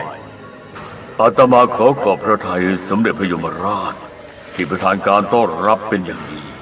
น้ำชากับผลไม้มีรสชาติดีมากกระผมขอนำกลับไปที่โลกมนุษย์บ้างได้หรือไม่ขอรับผลไม้รับประทานให้อิ่มที่นี่ก็แล้วกันเอียเสนเจ้าอย่าเป็นคนที่โลภเห็นแก่กินให้เลยผลไม้ที่เจ้าปลูกไว้อยู่ที่บ้านกำลังผลิดอกออกผลเป็นพวงๆแล้วเพียงแต่ปกปักรักษาให้ดีก็พอที่จะกินได้ตลอดไปไม่มีวันหมดผลพวงของธรรมะเป็นสิ่งที่มีคุณประโยชน์และกินใช้ได้ตลอดไปไม่หมดส่วนผลไม้ที่เห็นเป็นรูปธรรมกินหมดได้กับยังเน่าเปื่อยสูญเสียด้วยทั้งเป็นสิ่งที่ใช้ให้เกิดประโยชน์แท้จริงไม่ได้ตามที่พระอาจารย์กับที่สมเด็จพระยมราชรับสั่งดีกระผมเข้าใจแล้วและรู้สึกละอายมากขอรับอาตมาขอสมเด็จพระมหาจักรพรรดิได้โปรดประทานคำแนะนำภาระหน้าที่ในศาลาว่าการอันทรงเกียรติของพระองค์ให้เอี้ยเซ็นทราบด้วยได้และด้วยความยินดีที่ศาลาว่าการกองบัญชาการพระยมราชแห่งภาคตะวันออกนี้เป็นผู้นำ1 ใน 5ของศาลาว่าการมีอำนาจปกครองศาลาว่าการมหานรกทั้ง10 แห่งในยมโลกซึ่งเรียกได้ว่าเป็นศาลยุติธรรมสูงสุดในยมภพเหมือนศาลฎีกาที่โลกมนุษย์และควบคุมดูแลพูดผีวิญญาณเร่ร่อนทั้งหมดตลอดจนการเปลี่ยนแปลงโยกย้ายเลื่อนลดตำแหน่งหน้าที่ของเทพกับวิญญาณที่เป็นข้าราชการอยู่ในยมโลกและที่โลกมนุษย์โดยที่ศาลาว่าการกองบัญชาการแห่งนี้อยู่ภายใต้พระราชบัญชาของเอ็กเซียนฮ่องเต้ฉะนั้นจึงมีหน้าที่รับสนองพระบรมราชโองการตามพระราชประสงค์อันหนึ่งไม่ว่าเจ้าป่าเจ้าเขาและเจ้าแห่งเขตแดนล้วนอยู่ในความปกครองทั้งสิ้นนอกจากนี้ถ้าศาลาว่าการมหานรกแห่งใดแห่งหนึ่งใน10 แห่ง มีปัญหาที่ไม่สามารถจะแก้ไขหรือตัดสินคดีนั้นๆได้จะต้องส่งมอบคดีมาดำเนินการที่นี่เพราะที่นี่เป็นหน่วยเหนือของมหานรกทั้ง10 แห่งส่วนผู้บังคับบัญชาสูงสุดของศาลาว่าการกองบัญชาการพระยมราชแห่งภาคตะวันออกคือพระมหาสกสิติคันตโพธิสัตว์พระองค์ทรงเป็นพระผู้เป็นเจ้าแห่งยมโลกและทรงปฏิบัติพระราชภารกิจโปรดสัตว์ทั่วไปสำหรับข้าเป็นฝ่ายปกครองซึ่งต่างมีภาระหน้าที่ไม่เหมือนกันกระผมมีข้อสงสัยจะทูลถามครับขอได้โปรดประทานคำอธิบายให้ทราบด้วยตามที่พระองค์รับสั่งว่าสาราว่าการของกองบัญชาการอันทรงเกียรติของพระองค์แห่งนี้มีอำนาจควบคุมดูแลพูดผีเร่ร่อนทั่วไปนั้นแต่เพราะเหตุใดที่โลกมนุษย์จึงมักได้ยินเขาพูดกันว่าคนนั้นหรือไม่ก็คนนี้ถูกคุณไสยหรือบ้างก็ถูกผีเข้าสิงสู่ให้ร้ายอยู่เสมอเรื่องนี้แม้กระทั่งกฎแห่งยมโลกยังมีช่องว่างหรือครอบคลุมไปไม่ทั่วถึงใช่หรือไม่ขอรับเรื่องนี้ตามความเป็นจริงแล้วพระอาญาแห่งสวรรค์ปกแผ่ครอบคลุมไปทั่วทุกหัวระแหงพวกที่ไม่ถูกลงโทษอย่าคิดว่ารอดได้แต่ยังไม่ถึงเวลาเท่านั้นและทางการยมโลกเข้มงวดกวดขันอยู่ทั่วทุกแห่งหนถึงแม้จะหลบหนีก็รอดได้ไม่นานตามที่เอี้ยเซียงเซ็งถามมานั้นถูกต้องความจริงแล้วที่โลกมนุษย์ยังมีพวกพูดผีวิญญาณอยู่อีกไม่น้อยจริงอยู่ถึงแม้กฎแห่งยมโลกจะเฉียบขาดรุนแรงแต่ไม่ได้ขาดไปซึ่งความเมตตาจะกล่าวได้ว่าความยุติธรรมกับความผิดถูกและความเมตตากรุณาเป็นสิ่งที่ต้องคำนึงถึงเพราะมีดวงวิญญาณจำนวนมากขณะที่พวกเขายังมีชีวิตอยู่ถูกปรักปรำให้ร้ายจนถึงแก่ความตายเรื่องนี้ทางการยมโลกอนุญาตให้ดวงวิญญาณผู้ตายโดยไม่ชอบธรรมกลับไปแก้แค้นได้แต่ว่าเมื่อพวกเขาไปถึงโลกมนุษย์แล้วมักจะกระทำใดๆตามอารมณ์ของตนเองอยู่เสมอไม่แยกว่าใครเป็นใครไม่คำนึงว่าผู้นั้นจะเป็นบุคคลที่ตนต้องแก้แค้นหรือไม่เมื่อพบเห็นผู้ใดหรือพอใจจะให้ร้ายแก่ใครก็กระทำเอาตามใจชอบเว้นแต่ชาวโลกที่มีบุญญาบารมีหรือเป็นผู้มีคุณธรรมสูงส่งเท่านั้นพวกเขาจะไม่กล้าเข้าใกล้อย่างไรก็ตามหากพวกผู้ผีวิญญาณไม่ประพฤติปฏิบัติให้อยู่ภายในขอบเขตที่อนุญาตไว้หรือปรากฏว่าไปเที่ยวก่อกวนกระทำความมิชอบขึ้นถ้าสักวันหนึ่งเทพผู้มีหน้าที่ดูแลทุกสุขของชาวโลกพบเข้าหรือยมเทพผู้ตรวจการของกองบัญชาการแห่งนี้ตรวจพบจับกุมได้พวกเขาจะไม่มีข้อแก้ตัว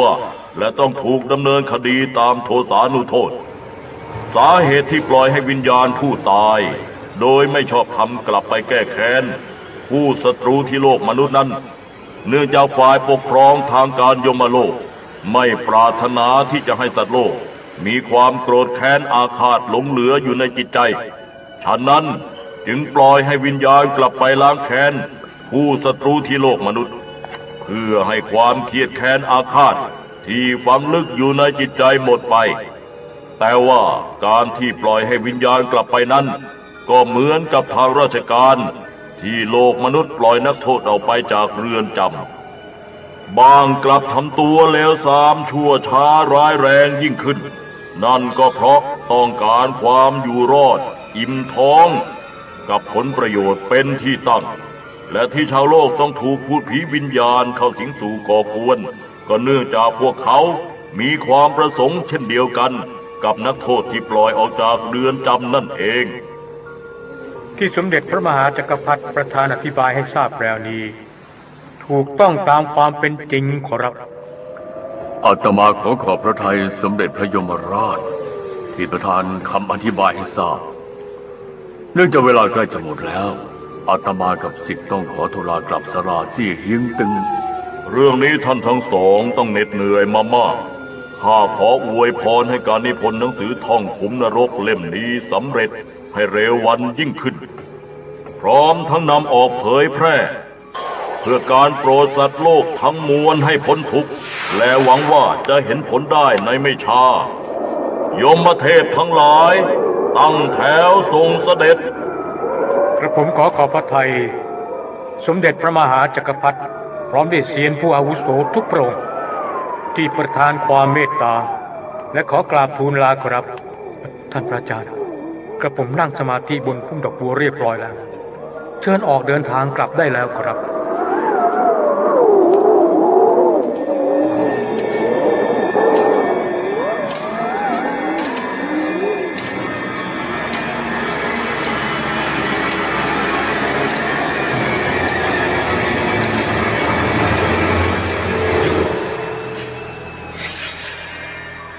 ถึงศาลาเสี้ยเฮียงตึงแล้วเอี้ยเสียงลงจากพุ่มดอกบัวได้กายทิพย์เข้าสู่ร่าง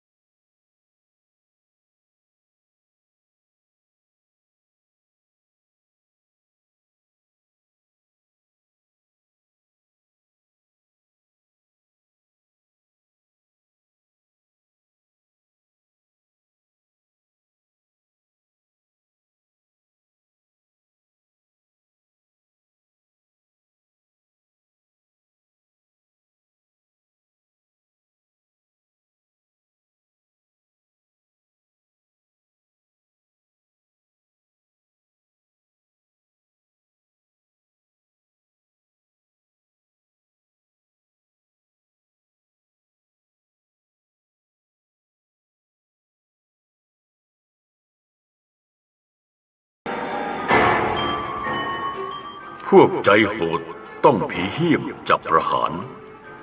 เหล่าชอบหานร้อยเล่ห์ลิ้นก็สิ้นสูญพญายมไม่ปราณีผีอาดูลชีพดับสูญครั้นเกิดใหม่หาใช่คนเนื่องจากคราวที่แล้วข้ามีภาระจำเป็นจึงอัญเชิญสมเด็จเทพเจ้าเอี้ยเจี้ยงเซียนซือให้ท่านเสด็จลงมานำเอี้ยเซียงไปท่องยมโลกนับเป็นครั้งแรกที่ตระกูลแซ่เอี้ยทั้งสองร่วมเดินทางไปสลาวากาที่หาและได้พูดคุยกันอย่างสนุกสนานไปตลอดทางกับยังเปิดเผยถึงเรื่องของธรรมะที่เป็นคุณประโยชน์กับชาวโลกด้วยจากเรื่องนี้อาตมาหวังว่าชาวโลกผู้อ่านหนังสือท่องขุมนรกเล่มนี้หรือว่าอ่านหนังสือธรรมะทั่วไปก็ตามควรจะอ่านด้วยพินิจพิเคราะห์รวมทั้งข้อความที่เรียกว่า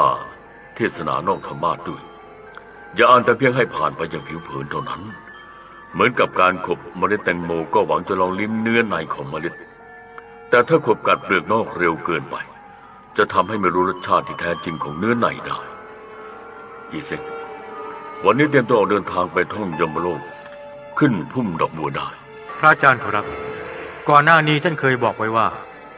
พระกับเซียนสามารถจะแบ่งภาคและแปลเปลี่ยนได้มากมายแต่เพราะเหตุใดครั้งที่แล้วท่านจึงกลับแบ่งภาคไม่ได้ครับ ไม่ใช่ว่าข้าแบ่งภาคไม่ได้แต่คราวที่แล้วเป็นการตั้งใจอัญเชิญสมเด็จเทพเจ้าเอี้ยเจี้ยงเซียนซือเป็นแขกผู้ทรงเกียรติมาแสดงสลับฉากเพื่อให้ชาวโลกได้ชมด้วยความสนุกสนานตื่นเต้นกันบ้างเอาเอี้ยเซิงเวลาไม่รอท่าแล้วเราเตรียมตัวเดินทางไปกันอย่างที่นั่นดีกว่ากระผมนั่งสมาธิอยู่บนพุ่มดอกบัวเรียบร้อยแล้วเชิญพระอาจารย์ออกเดินทางได้ขอรับ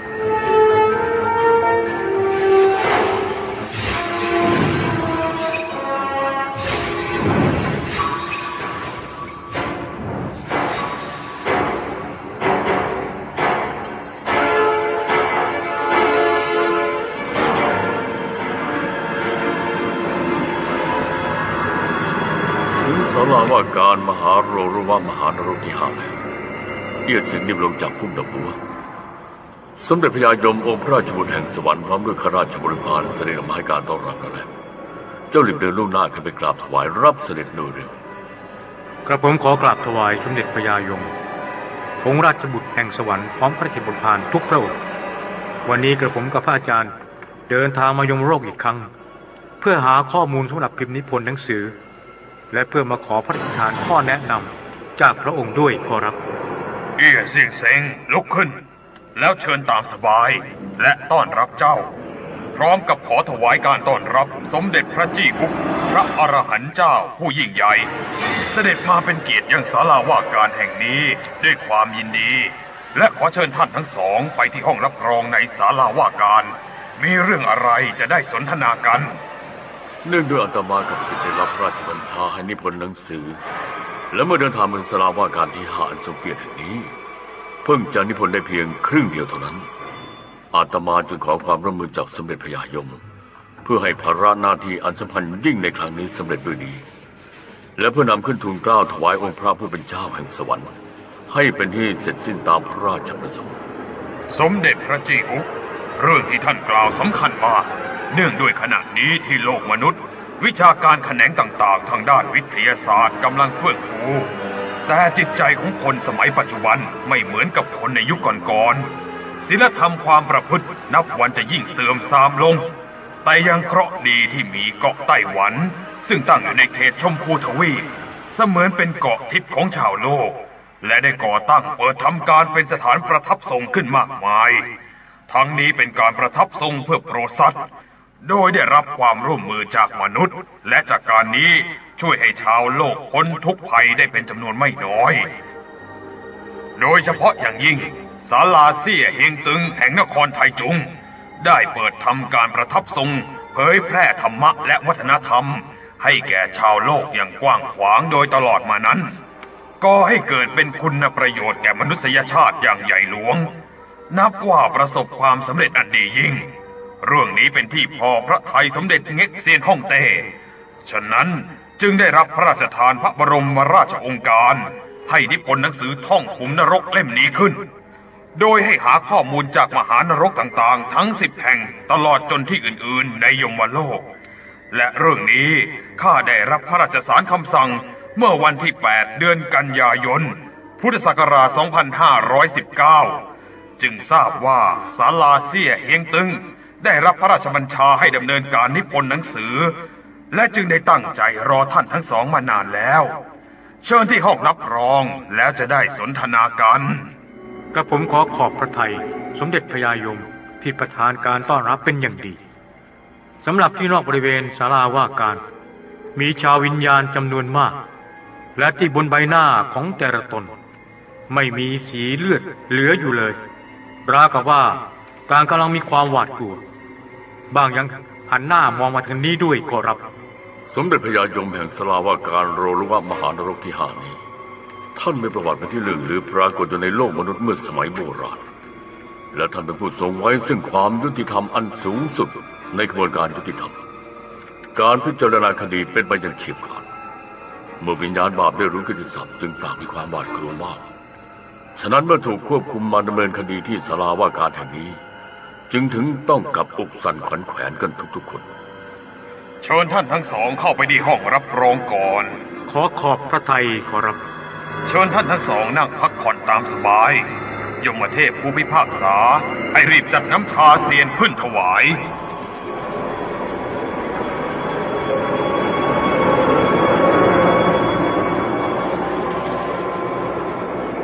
เชิญองค์สมเด็จพระยายมกับเซียนผู้อาวุโสทั้งสองท่านดื่มน้ำชากระผมกำลังกระหายน้ำอยู่พอดีน้ำชาเซียนนี้ดื่มแล้วรู้สึกว่ามีกลิ่นหอมและชุ่มคอเป็นสิ่งที่พิเศษมากข้าชอบดื่มสิ่งนี้มากมีชื่อเรียกว่าต้องเต่งที่กวนอิมเอี่ยเซ็งที่สมเด็จพระยายมท่านพูดว่าต้องเต่งที่กวนอิมเป็นคำพูดที่มีความหมายซ้อนอยู่ในคำพูดไม่รู้ว่าเจ้าจะเข้าใจหรือไม่เรื่องสมเด็จพระยายมของศาลาว่าการแห่งนี้ชาวโลกมักจะโจทย์ขานกันอยู่เสมอว่าท่านปาบุญจิ้นรัฐบุรุษแห่งศาลาไข่หงสมัยทรงได้มาดำรงตำแหน่งเป็นองค์พญายม ที่ศาลาว่าการมหาโรรุวะมหานรกที่ห้าเมื่อครั้งท่านยังมีชีวิตอยู่ที่โลกมนุษย์ท่านทรงไว้ซึ่งความยุติธรรมอันสูงสุดและประวัติคุณงามความดีอันสูงส่งของท่านเป็นที่ยอมรับและยกย่องสรรเสริญจากชาวโลกตลอดมาตราบเท่าทุกวันนี้สำหรับคำว่าต้งเต่งหมายถึงการแสดงออกทางใบหน้าที่เต็มไปด้วยความเย็นชาส่วนคำว่าทิกวงอิมเป็นที่กล่าวกันว่าท่านทรงไว้ซึ่งความยุติธรรมและแข็งแกร่งเด็ดเดี่ยวหากจะมีความเมตตาแฝงอยู่ภายในอย่างเปี่ยมล้นยิ่งองค์พระโพธิสัตว์และทั้งหมดนี้เป็นบุคลิกของท่านเปาบุญจินฉะนั้นจึงเป็นความจริงตามที่ชาวโลกเขาล่ำลือกันขอรับ ชื่อเสียงของร่างทรงเอกแห่งศาลาเสี่ยเหงตึงสมศักดิ์ศรีตามที่เขากล่าวขวัญจริงๆมีสติปัญญาปฏิภาณไหวพริบฉลาดเฉียบแหลมไม่ใช่ธรรมดาสามารถเฉลยคำพูดของข้าได้อย่างถูกต้องทีเดียวที่กระผมพูดแล้วนั้นเป็นการเดาเอาเองขอรับตามที่ท่านทั้งสองมาเป็นเกียรติถึงศาลาว่าการที่5ในวันนี้ข้ามีความยินดีมากจากสถานการณ์ที่กำลังเปลี่ยนแปลผันผวนอยู่ทั่วไปในโลกกับการดำรงชีวิตของมนุษย์ในปัจจุบันเต็มไปด้วยการแข่งแย่งช่วงชิงชื่อเสียงเงินทองโดยปราศจากความละอายต่อบาปและคุณธรรม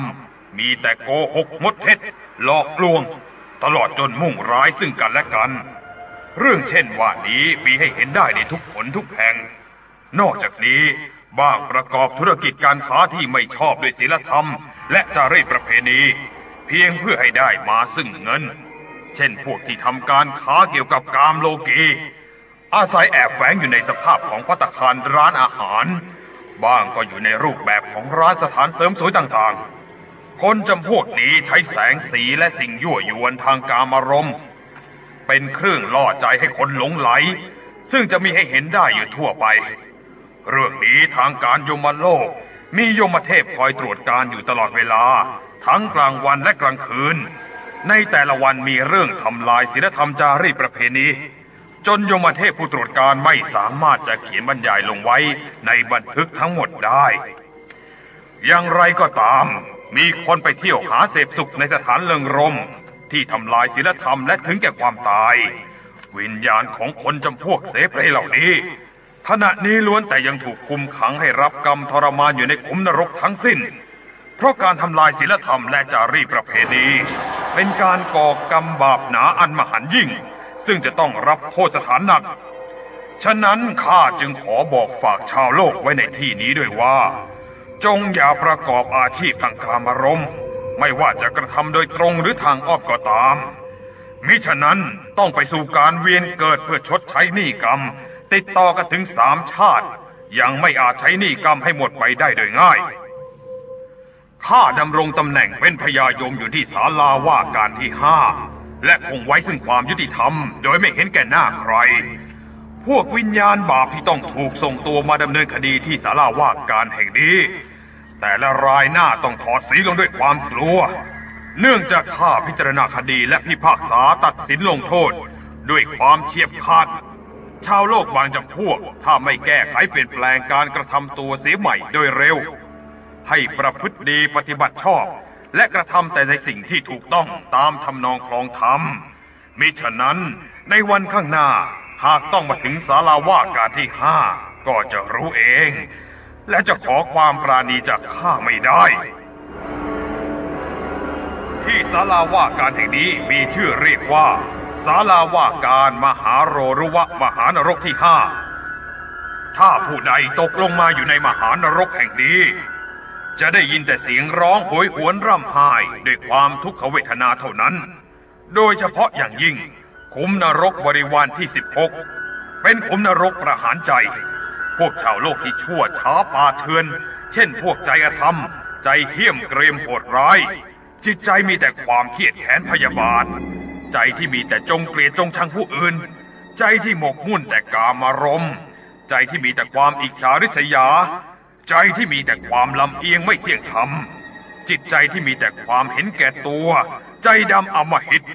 ใจสุนัขที่โกงกินไม่เลือกใจที่ไม่รู้จักความกตัญญูจิตใจมีแต่ความคดโกงทุจริต และพวกคนใจสัตว์ดวงวิญญาณของคนที่มีจิตใจชั่วช้าเลวทรามดังกล่าวข้าจะสั่งให้นักการโยมบาลผ่าอกและควักเอาหัวใจออกมาทุกๆตนซึ่งเป็นการลงโทษทรมานที่ทารุณอย่างยิ่งใช่ว่าข้าจะเป็นผู้ขาดความเมตตาก็หาไม่หากแต่คนจำพวกนี้จิตใจโหดเหี้ยมอำมหิตมากและเป็นผู้ที่ก่อภัยหายนะให้แก่ตนเองทั้งสิ้นเนื่องจากเวลาของวันนี้หมดแล้วรอให้วันหน้าจะนำท่านทั้งสองเข้าไปชมภายในขุมนรกประหารใจด้วยตนเอง เนื่องจากกำหนดเวลาที่เรามาอยู่ในยมโลกหมดแล้วและท่านพญายมได้กรุณาเตือนให้ทราบเอียสิงเราเตรียมตัวเดินทางกลับศาลาเสี่ยเฮียงตึงกันกระผมรู้สึกซาบซึ้งเป็นอย่างยิ่งที่สมเด็จพญายมพระราชทานการต้อนรับเป็นอย่างดีพร้อมทั้งประทานโอวาทที่เป็นคุณประโยชน์ต่อมนุษยชาติมากกระผมจะติดตามพระอาจารย์เดินทางกลับจึงขอกราบทูลลาสมเด็จพญายมพร้อมข้าราชบริพารทุกพระองค์ขอรับโยมเทพทั้งหลายตั้งแถวทรงเสด็จอาตมาขอขอบพระทัยสมเด็จพญายมให้การต้อนรับเป็นอย่างดีและขอทูลลาเอียสินรีบขึ้นพุ่มดอกบัวแล้วกระผมนั่งสมาธิเรียบร้อยแล้วเชิญพระอาจารย์ออกเดินทางกลับได้ครับ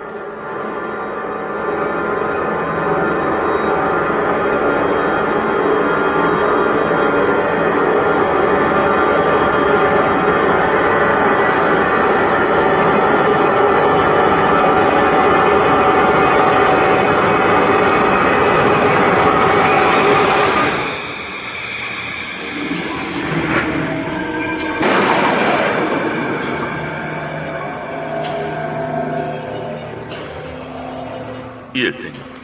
ถึงศาลาเสี่ยเฮียงตึงแล้วลงจากพุ่มดอกบัวได้กายทิพย์เข้าสู่รา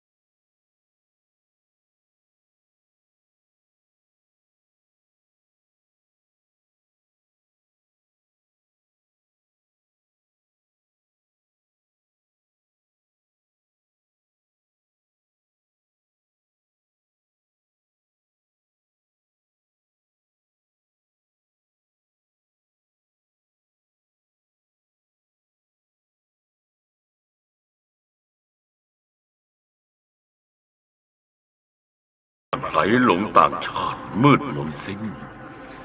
จีนมีศาสตร์สืบทอดชั่วฟ้าดินทั่วทุกถิ่นวัฒนธรรมผ่องอำไพศาสนาและศิลปวัฒนธรรมของชาวจีนมีความเป็นมาจากการรวมตัวของภาวะแวดล้อมตามธรรมชาติฉะนั้นจึงสามารถยืนยงอยู่ได้ตลอดมาจนตราบเท่าทุกวันนี้และยังจะสืบทอดต่อไปอีกนานเท่านานแต่เป็นที่น่าเสียดายที่ชนชาติบางจำพวกเห็นกันได้เฉพาะหน้าแต่ในสิ่งที่เป็นวัตถุเท่านั้นทั้งยังมองข้ามวัฒนธรรมของตนเองเราหันไปยกย่องเทิดทูนวัฒนธรรมของตะวันตกที่เต็มไปด้วยป่าเนื้อดงเหล้ากับความโหดเหี้ยมฝ่าถึงสิ่งเหล่านี้จะมีให้เห็นอยู่ทั่วไปทุกคนแห่งของสังคมนอกจากนี้ยังมีคนอีกจำพวกหนึ่งและมีจำนวนมากด้วยที่หลงไหลคลั่งไคล้ต่างชาติจนลืมตัวทั้งยังทำลายชาติตระกูลของตนเองจากพฤติการของคนจำนวนนี้ทำให้ชาวผิวเหลืองต้องได้รับความอับอายจากการกระทำของบุตรหลานผู้สืบสายเลือดเป็นที่สุดอันหนึ่งในยุคปัจจุบันนี้วิชาการแขนงต่างๆทางด้านวิทยาศาสตร์ได้ก้าวหน้ามากและเป็นที่เข้าใจกันว่ามนุษย์จะชนะธรรมชาติได้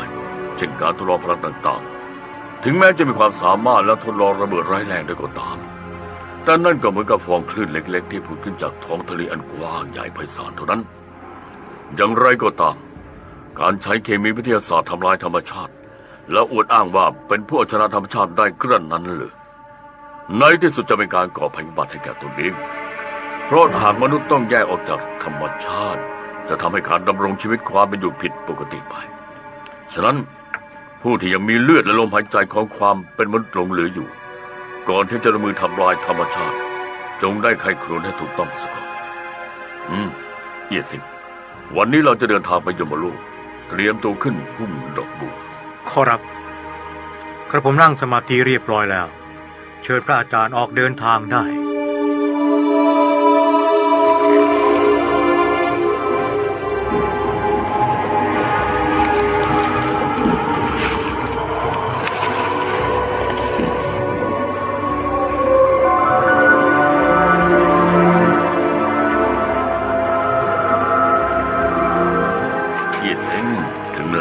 ลงจากพุ่มดอกบัวข้าขอถวายการต้อนรับสมเด็จพระจี้ฮุกกับเอี้ยเซียงเซ็งเสด็จมาเป็นเกียรติอีกครั้งด้วยความยินดีและการเดินทางมาที่นี่ท่านคงจะต้องเหน็ดเหนื่อยมากหาไม่ได้วันนี้อาตมาก็สิทธิ์มารบกวนอีกครั้งเพื่อขอให้สมเด็จพระยายมนำเข้าไปชมภายในขุมนรกสมเด็จพระจี้ฮุกข้าได้พูดเอาไว้เมื่อท่านมาคราวก่อนแล้วว่าจะพาท่านทั้งสองเข้าชมภายในขุมนรกประหารใจด้วยตนเองและบัดนี้พร้อมที่จะนำท่านทั้งสองเข้าชมแล้วยมเทพทั้งหลายเตรียมให้การคุ้มครองความปลอดภัยแก่คณะที่จะเข้าไปชมขุมนรกกระผมขอขอบพระทัยสมเด็จพระยายมที่ประทานความเมตตาและห่วงใยขอรับข้างหน้าเป็นที่ตั้งขุมนรกประหารใจที่6และได้ยินเสียงร้องโหยหวนดังออกมากระผมคิดว่าจะต้องเป็นสนามทรมานพวกวิญญาณบาปที่ละเลงกันด้วยเลือดสดๆอีกเป็นแน่ก็เพราะจิตใจของชาวโลกในยุคนี้แปรเปลี่ยนไปมากฉะนั้นเมื่อตกลงมาอยู่ในขุมนรกจึงมีความจำเป็นที่จะต้องพาอกควักเอาหัวใจออกมารักษาเยียวยากันไหมท่านเจ้าขุมนรกกับคณะออกมาต้อนรับแล้วกระผมจะขอเข้าไปกราบคารวะท่านก่อนขอรับ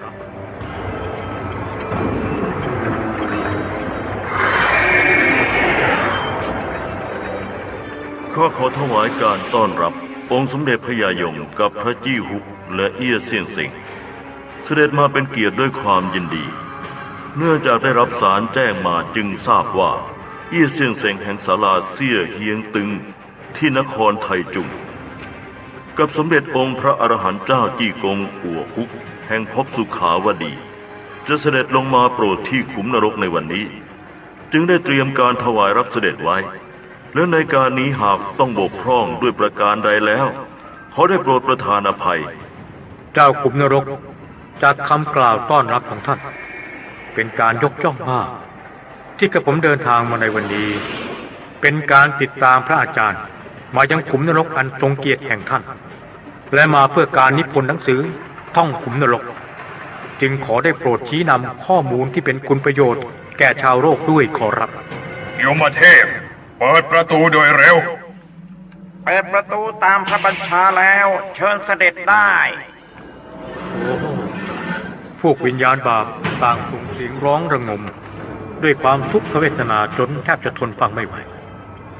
กระผมเห็นนักการพยาบาลในขุมนรกต่างใช้มีดผ่าอกพวกวิญญาณพร้อมกับควักเอาหัวใจของพวกเขาออกมาเหมือนกับฆ่าหมูแล้วผ่าอกควักเอาหัวใจออกมาทีเดียวพวกวิญญาณบาปถูกมัดติดอยู่กับเสาส่วนที่หน้าอกของแต่ละคนถูกผ่าแยกออกและยืนสลบแน่นิ่งอยู่กับที่ในขณะที่นักการยมบาลกำลังใช้มีดผ่าอกเพื่อควักหัวใจของวิญญาณบาปออกมานั้นเป็นภาพที่สุดสยองขวัญและจะได้ยินเสียงร้องด้วยความเจ็บปวดเพียงคำเดียวจากนั้นก็สลบแน่นิ่งไปโดยไม่รู้ตัวอีกกระผมไม่ทราบว่าพวกเขาก่อกรรมบาปหนาอะไรไว้ที่โลกมนุษย์จึงต้องตกลงมารับกรรมทรมานถึงเพียงนี้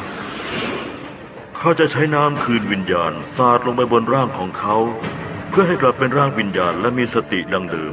เป็นเรื่องจริงที่มหัศจรรย์มากครับเมื่อท่านเจ้าขุมนรกใช้น้ำสาดลงไปบนร่างของวิญญาณบาปที่ถูกผ่าอกและยังยืนสลบอยู่ทำให้หน้าอกกลับคืนอยู่ในสภาพเดิมและฟื้นจากสลบได้ด้วย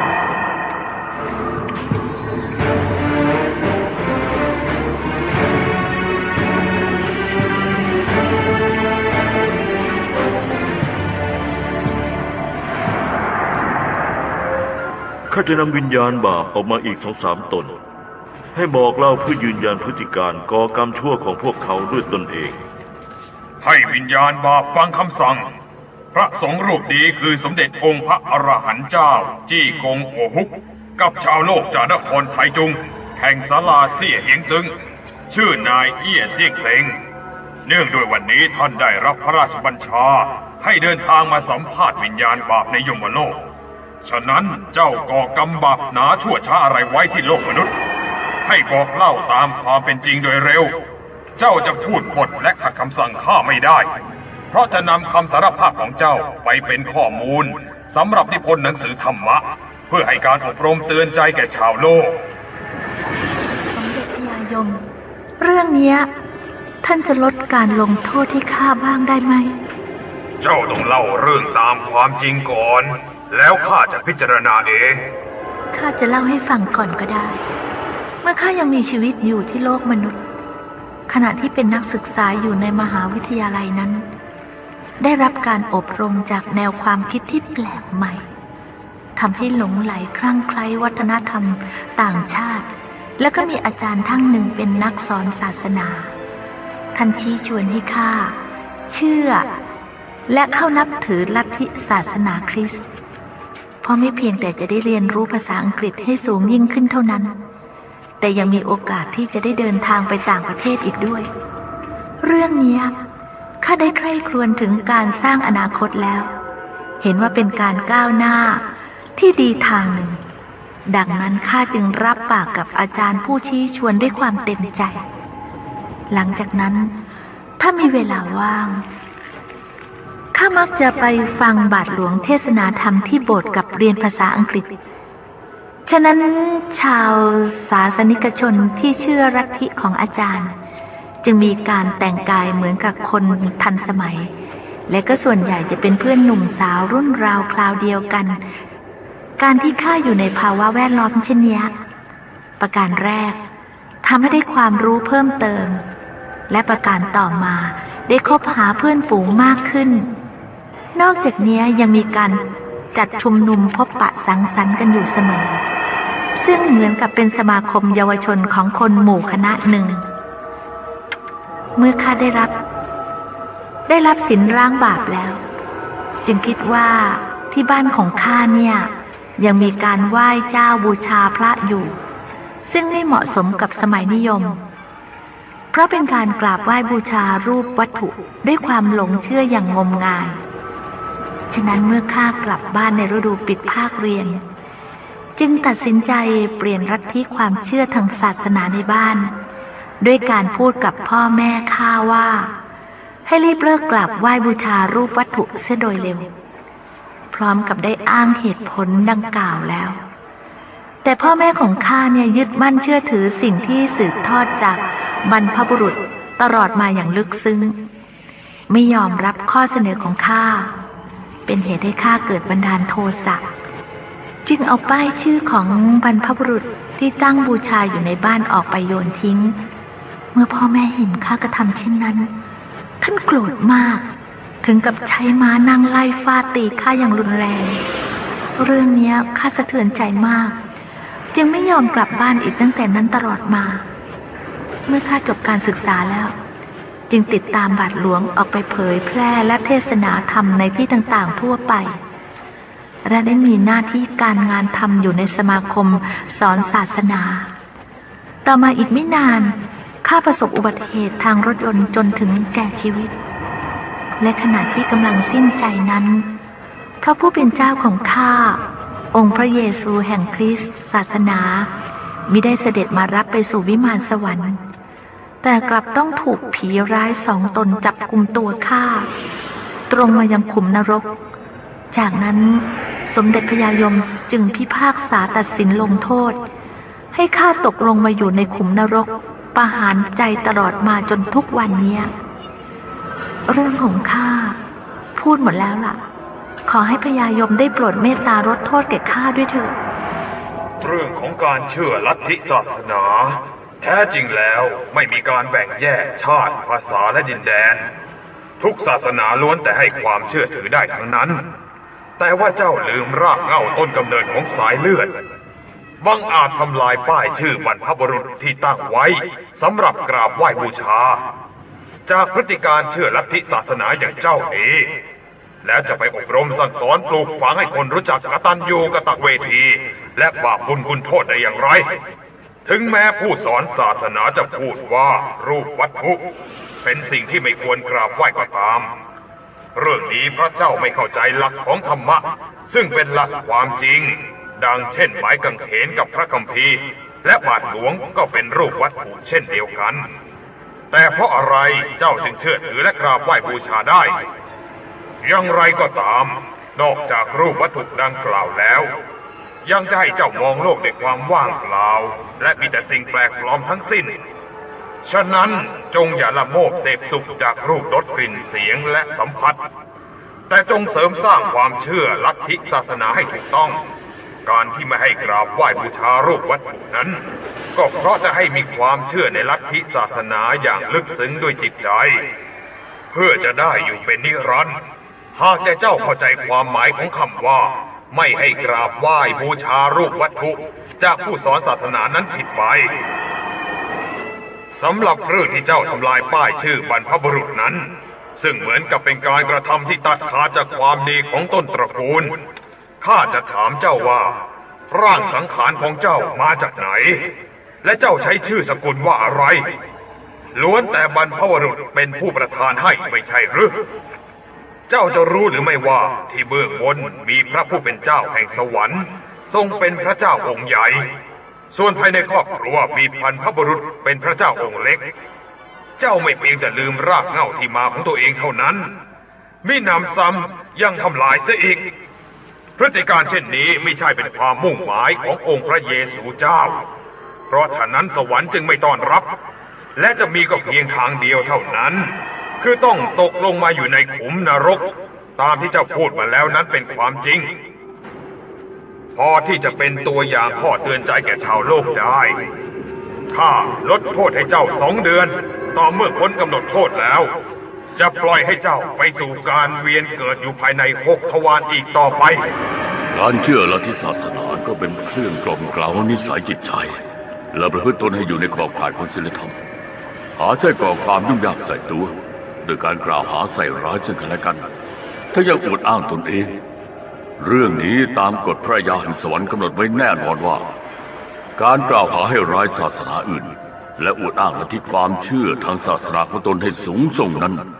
เป็นการก่อให้เกิดความเกลียดชังและแบ่งแยกทางจิตใจ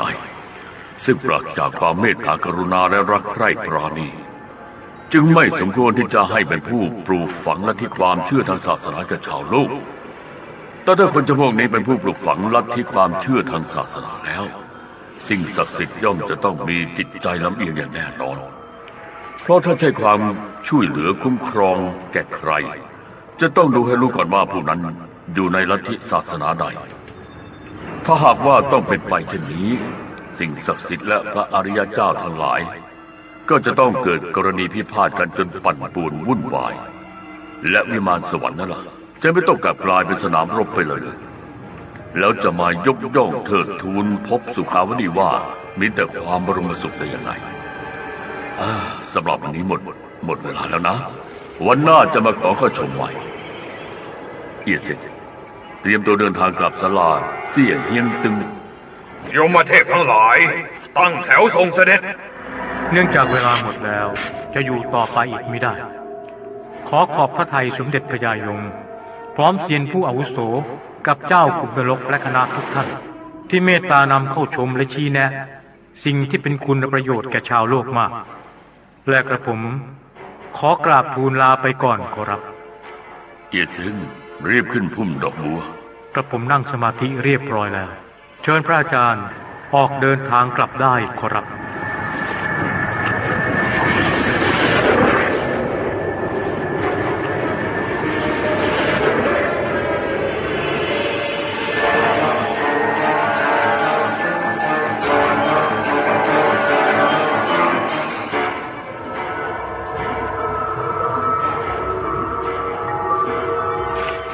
ศาลาเสี่ยเฮียงตึงแล้วเอียซึงลงจับพุ่มดอกบัวได้ ายทิพย์เข้าสู่ร่าง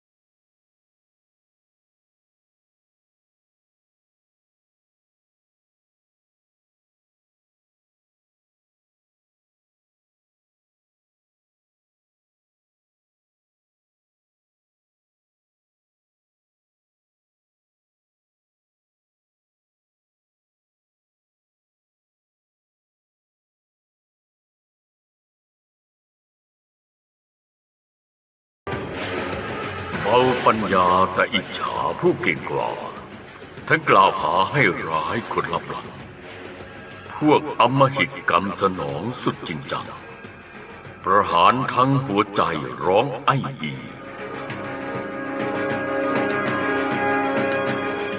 ที่โลกมนุษย์มีคนอยู่จำพวกหนึ่งทั้งที่ตนเองไม่มีความสามารถแต่อย่างใด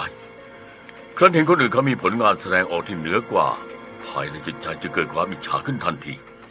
แล้วก็ทำตนเป็นศัตรูลับหลังโดยกล่าวหาให้ร้ายยุแย่ส่อเสียดต่างๆนานาหรือบ้างก็เที่ยวกล่าวประจานข้อบกพร่องของผู้อื่นให้เสียหายนอกจากนี้ยังมีคนอีกจำพวกหนึ่งเห็นผู้อื่นเขาประพฤติปฏิบัติธรรมไม่เหมือนกับลัทธิความเชื่อของตนก็จะกล่าวหาให้ร้ายทันทีผู้คนเหล่านี้ล้วนแล้วแต่จะต้องตกลงไปอยู่ในขุมนรกประหารใจเพื่อควักหัวใจที่มีแต่ความริษยากับหัวใจที่ชอบกล่าวหาทำลายผู้อื่นออกไปให้หมดวันนี้เตรียมตัวออกเดินทางไปท่องยมโลกเอี้ยเซินขึ้นพุ่มดอกบัวขอรับกระผมนั่งสมาธิเรียบร้อยแล้วเชิญพระอาจารย์ออกเดินทางได้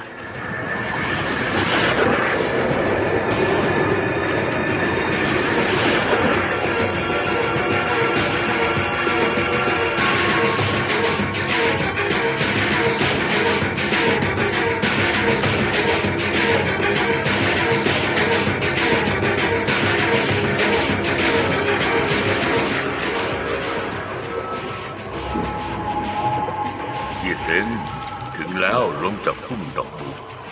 ที่แท้ขุมนรกประหารใจอยู่ข้างหน้านี่เองวันนี้ไม่รบกวนท่านพญายมอีกจึงตรงเข้ามายังขุมนรกประหารใจที่16และเพื่อประหยัดเวลาเอี้ยซินท่านเจ้าขุมนรกพร้อมคณะเปิดประตูมาให้การต้อนรับเราแล้วพระอาจารย์เราเดินเข้าไปกันครับข้าขอถวายการต้อนรับสมเด็จพระจี้ฮุกกับเอี้ยเซียนเซิงเสด็จมาชมอีกครั้งด้วยความยินดีขอเชิญท่านทั้งสองเข้าชมภายในขุมนรกตามสบายในขุมนรกลงโทษทรมานผู้วิญญาณบาปน่ากลัวมากเริ่มแต่ศาลาว่าการมหานรกที่1เป็นต้นมาไม่ว่าขุมนรกแห่งไหนที่ได้ไปเห็นมากับตาและฟังกับหูล้วนแต่อึมครึมอย่างน่าสะพรึงกลัวจนขนลุกขนพองทั้งสภาพของการลงโทษทรมานก็สยดสยองมากแต่เมื่อเข้ามาเห็นเหตุการณ์ภายในขุมนรกประหารใจแล้วยิ่งอเนจอนาถจนสุดที่จะทนดูได้เอี้ยเซียนเซิงหัวใจเป็นศูนย์กลางของคนเมื่อหัวใจถูกกระทบกระเทือนด้วยการประหารจะต้องเจ็บปวดไปทั่วสารพางร่างกายจนไม่มีอะไรที่จะนำมาเปรียบเทียบอีกแล้วและความเจ็บปวดทรมานนี้ไม่สามารถจะเขียนเป็นคำบรรยายได้ท่านเจ้าขุมนรกเราจะขอเข้าไปสัมภาษณ์วิญญาณบาปในที่คุมขังอีกสัก2-3 ตนเพื่อจะนำความเป็นไปเป็นข้อเตือนใจแก่ชาวโลกเชิญท่านทั้งสองรออยู่ข้างนอกสักครู่ข้าจะเข้าไปนำตัววิญญาณบาปออกมานักการยมบาลพักการทรมานไว้ชั่วคราวแล้วใช้พัดให้วิญญาณฟื้นคืนร่างสมบูรณ์อย่างเดิมทราบและพร้อมปฏิบัติตามคำสั่งแล้วนักการยมบาล รีบแก้มัดวิญญาณบาป3 ตนแล้วนำออกจากที่คุมขังให้ไปบอกเล่าพฤติการของพวกเขาเมื่ออดีตชาติแก่ท่านที่รออยู่ข้างนอกทราบคือสมเด็จพระจี้ฮุกกับเอี้ยเซียนเซ็งจากนครไทจุงแห่งศาลาเซี่ยเฮียงตึงได้นำหลักฐานข้อมูลไปเตือนใจแก่ชาวโลกได้แก้มัดและปล่อยวิญญาณบาป3 ตนแล้วให้รีบเดินติดตามท่านเจ้าขุนนรกออกไปข้างนอก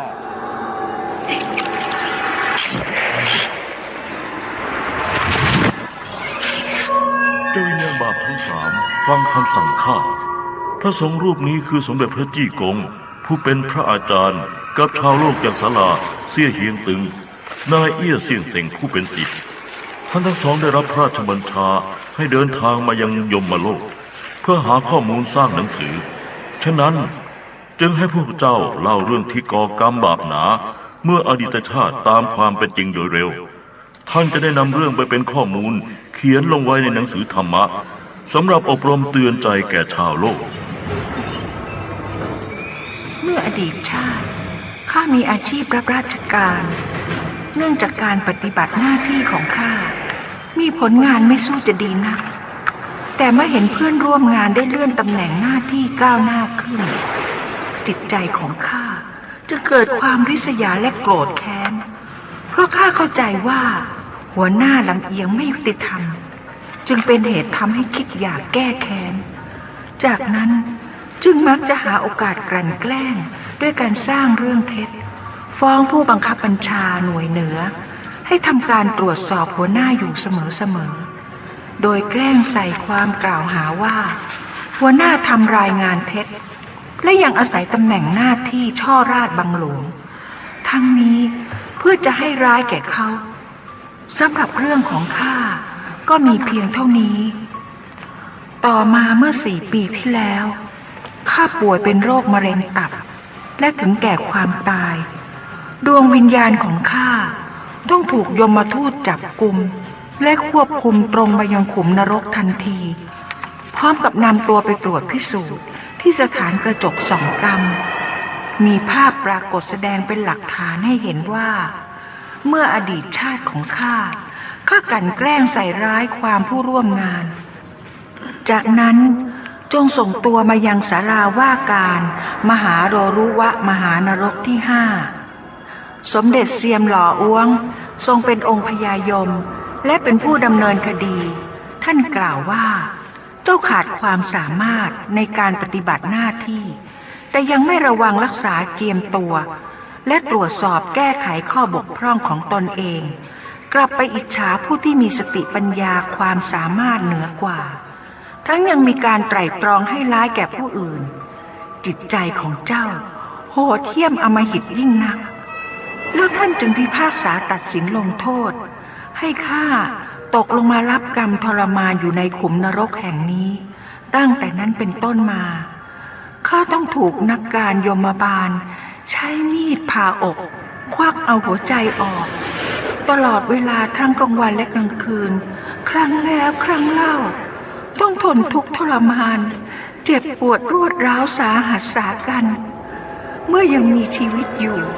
ไม่เชื่อว่าผลกรรมใดๆจะตามสนองได้แต่ว่าหลังจากตายแล้วกรรมที่รับอยู่ในขณะนี้ก็ไม่สามารถจะปริปากพูดหรือร้องขอความปราณีจากใครได้พฤติการของเจ้าเป็นการทำลายความสามัคคีและเป็นแกนนำที่เป็นภัยแก่หมู่คณะความจริงแล้วเป็นการกระทำที่ไม่สมควรเลยเรื่องของการอิจฉาต่อผู้ที่มีความสามารถเหนือกว่าตนนั้นไม่ควรจะมีเหลืออยู่ภายในความนึกคิดจิตใจฉะนั้นสัตว์โลกทั้งหลายควรจะศึกษาจุดเด่นของผู้ที่มีความรู้ความสามารถเอาไว้พร้อมทั้งยกย่องให้เกียรติแก่ผู้ที่มีสติปัญญาเหนือกว่าซึ่งก็จะได้ความรู้เพิ่มขึ้นแก่ตัวเองหาไม่แล้วจิตใจที่มีแต่ความอิจฉาริษยาจะต้องถูกประหารและแล้วทั้งหมดก็ต้องจบลงเช่นเดียวกับวิญญาณบาปตนนี้เป็นแน่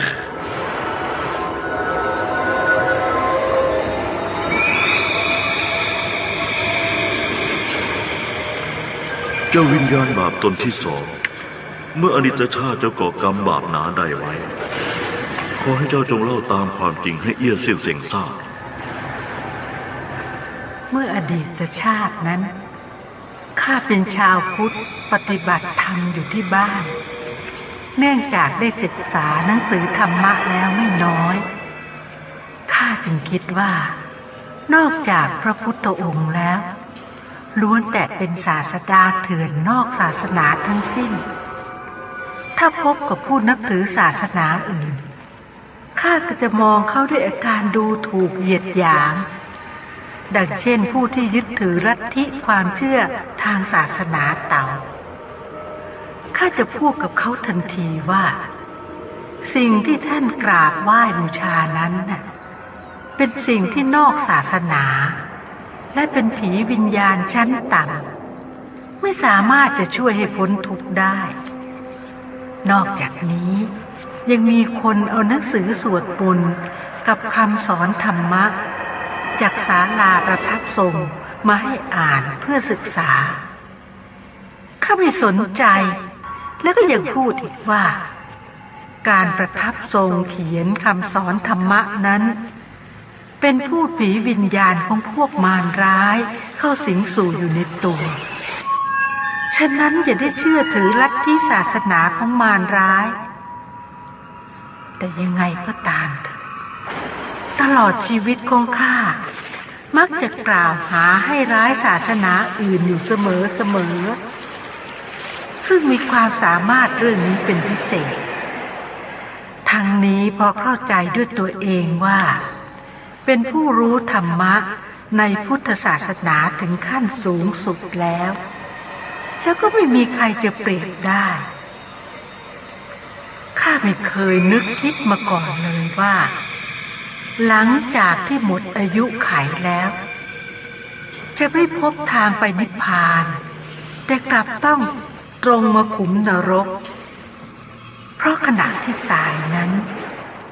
ไม่เห็นคณะธรรมทูตเสด็จมาให้การต้อนรับมีแต่โยมทูต2 ตนมาจับกุมฆ่า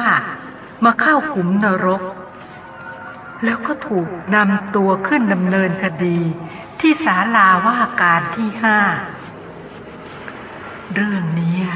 สมเด็จพระยายมท่านไม่โปรดและยังรับสั่งว่า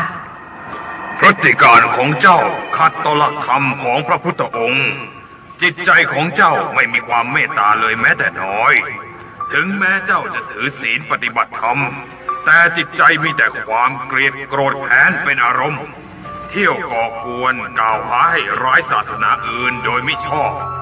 ทั้งนี้เพราะไม่เข้าใจหลักธรรมของพุทธศาสนาว่าเป็นหลักธรรมะที่มีความเสมอภาคนอกจากนี้เจ้าจะรู้หรือไม่ว่าประตูทุกประตูมีทางออกศาสนาทุกศาสนาย่อมมีหลักและเหตุผลเพียงแต่ต้องการมีหลักคำสอนให้คนประพฤติดีปฏิบัติชอบและมีคุณธรรมมีความเมตตากรุณารู้จักบาปบุญคุณโทษไม่ก่อกรรมทำชั่วทั้งปวงตลอดจนไม่กระทำความผิดกฎหมายของบ้านเมืองย่อมถือได้ว่าเป็นศาสนาที่ถูกต้องเพราะเจ้าหลงคิดแต่ว่าพุทธานุภาพทรงมีปาฏิหาริย์ได้โดยไม่สิ้นสุดแต่เจ้ายังหารู้ไม่ว่าอิทธิฤทธิ์ของศาสนาอื่นก็ไม่มีขอบเขตเช่นเดียวกันแล้วเพราะอะไรเจ้าจึงต้องกล่าวหาให้ร้ายศาสนาอื่นกับทั้งยังยกย่องอวดอ้างตนเองเป็นผู้รู้ต้องโทษตัวเองที่เมื่ออดีตชาติเอาแต่ใจเห็นแก่ตนฝ่ายเดียวทั้งยังทรนงหลงไหลตัวเองเป็นเหตุให้จิตใจมีแต่ความนึกคิดที่จะทำลายผู้อื่นเช่นกล่าวหาให้ร้ายคำสอนธรรมะและศาสนาทั้งนี้เพราะปราศจากความเมตตากรุณาตามหลักธรรมะที่พระพุทธองค์ทรงสั่งสอนไว้จึงต้องมาจบลงด้วยสภาพเช่นนี้ฉะนั้นข้าขอฝากความหวังไว้กับชาวโลกที่เป็นพุทธศาสนิกชนทั้งหลายว่าอย่าพึงกระทำตัวเป็นผู้ก่อกรรมบาปหนาเช่นข้าเป็นอันขาดมิฉะนั้นแล้วผลของการประพฤติธรรมด้วยความยากลำบาก เมื่อขณะมีชีวิตอยู่ มันจะต้องสูญเปล่า เจ้าไม่รู้ธรรมะแต่ก็ชอบแสดงพระธรรมเทศนาเป็นการกระทำความผิดที่น่าเสียดายยิ่งเรื่องนี้ไม่เพียงแต่หัวใจของเจ้าจะต้องถูกผ่าและควักเอาออกมาเท่านั้นในวันข้างหน้าความทนทุกข์ทรมานที่ขุมนรกตัดลิ้นร้อยกรามยังรอเจ้าอยู่ เจ้าวิญญาณบาปตนที่3ให้บอกเล่าตามความเป็นจริงโดยเร็วว่าเมื่อขณะที่เจ้ายังมีชีวิตอยู่ในโลกมนุษย์นั้นเจ้าก่อกรรมบาปหนาอะไรไว้อดีตชาติข้าเป็นร่างทรงเอกอยู่ในสถานประทับทรงแห่งหนึ่งแรกเริ่มข้ามีความตั้งใจอันแน่วแน่ที่จะเป็นร่างทรงช่วยเผยแผ่ธรรมและโปรดสัตว์พระเทพเจ้าที่เสด็จลงมาประทับทรงท่านศักดิ์สิทธิ์มากต่อมาเนื่องจากผู้จัดการในสถานประทับทรงไม่เอาใจใส่นำพาข้าแต่อย่างใดก็ทำให้ข้าเกิดความเบื่อหน่ายแล้วก็คิดว่าการที่เป็นร่างทรงในแต่ละครั้งนี่ต้องเหน็ดเหนื่อยมากแต่ไม่มีอะไรเป็นที่หวังสำหรับยึดเหนี่ยวได้ยิ่งเกิดความท้อแท้ใจมากขึ้นและจึงได้พูดกับเพื่อนที่เป็นศิษย์ประทับทรงด้วยกันว่าการประทับทรงเป็นเรื่องที่คนแกล้งกระทำขึ้นทุกคนอย่าได้หลงเชื่อเมื่อเพื่อนผู้รวมเป็นศิษย์ได้ฟังข้าพูดเช่นนั้นพวกเขาจึงพลาดจากความเชื่อถือและจากนั้นต่างก็ไม่ไปถามปัญหาของการปฏิบัติธรรมอีกส่วนตัวข้าก็ไม่ยอมไปเป็นร่างทรงอีกเช่นกันหลังจากนั้นต่อมาอีก7 ปีข้าก็ป่วยและถึงแก่ชีวิตดวงวิญญาณของข้าถูกยมมาทูตควบคุมนำมาดำเนินคดียังศาลาวาการที่5สมเด็จพญายมท่านรับสั่งว่าเจ้าเป็นร่างทรงเอกถึงแม้คนในสถานประทับทรงจะไม่มีใครสนใจก็ตามแต่ก็ไม่ควรพูดให้ร้ายต่อเทพเจ้าที่เสด็จมาประทับทรงเรื่องนี้เป็นโทษผิดที่ร้ายแรงมากจึงพิพากษาตัดสินให้ตกอยู่ในคุกนรกประหารใจมีกำหนด15 ปีเป็นโทษฐานที่มีใจเจตนากล่าวร้ายต่อเทพเจ้าและเมื่อครบกำหนดการลงโทษที่นี่แล้วยังต้องส่งไปลงโทษทรมานอยู่ในขุมนรกแห่งอื่นอีกเรื่องนี้ข้ามาสำนึกได้ก็ต่อเมื่อสายเกินแก่ซะแล้วสมเด็จพระจีกงได้โปรดช่วยขอความปราณีให้แก่ข้าด้วยเถิดขณะที่กำลังประทับทรงร่างทรงเสมือนเป็นร่างแทนเทพเจ้าฉะนั้นชาวโลกจงอย่าได้ล่วงเกินด้วยกายและวาจาด้วยเด็ดขาดหาไม่แล้วจะต้องถูกลงโทษสถานหนักและไม่มีการให้อภัยการที่เทพเจ้าเสด็จลงมาประทับทรงเพื่อโปรดสัตว์โลกนั้นเป็นไปตามพระราชกำหนดแห่งสวรรค์และจะต้องได้รับพระบรมราชานุญาตจากนิกเซียนฮ่องเต้ก่อนจึงเปิดทำการประทับทรงเผยแพร่ธรรมะได้ฉะนั้นผู้ที่ล่วงเกินไม่ว่ากรณีใดๆก็ตามจึงเสมือนหมิ่นพระบรมเดชานุภาพขององค์พระผู้เป็นเจ้าดังนั้นโทษในกรณีนี้จึงไม่มีการให้อภัยเนื่องจากขณะนี้เป็นเวลาดึกมากแล้วเอี้ยเซินเตรียมตัวเดินทางกลับศาลาเซี่ยเฮียงตึงขอขอบพระคุณเจ้าขุมนรกกับคณะยมเทพทุกท่านที่กรุณาชี้นำเป็นอย่างดีและขอกราบลาขอรับยินดีถวายการต้อนรับท่านทั้งสองเสด็จมาชมอีกครั้งเรื่องที่ขุมนรกประหารใจสำคัญมากคราวหน้าจะมาเยือนท่านอีกกระผมนั่งสมาธิบนพุ่มดอกบัวเรียบร้อยแล้วเชิญพระอาจารย์ออกเดินทางกลับได้ขอรับ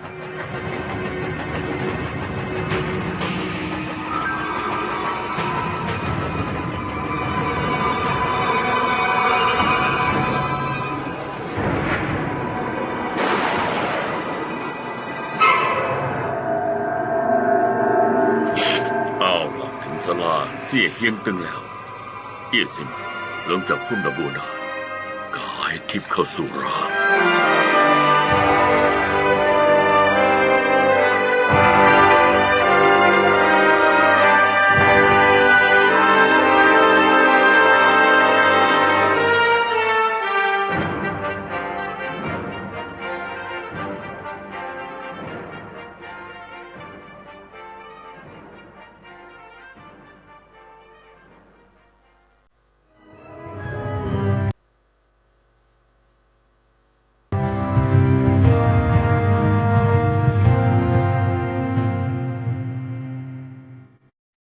ขอเชิญฟังธรรมนิยายเรื่องท่องขุมนรกตอนต่อไปในวันเวลาและทางสถานีเดียวกันนี้ขอได้รับความขอบคุณจากชมรมสถานีวิทยุเพื่อการเผยแผ่พระพุทธศาสนาและทีมงานนุชและสหายขอให้ทุกท่านโชคดีมีความสุขสวัสดีครับ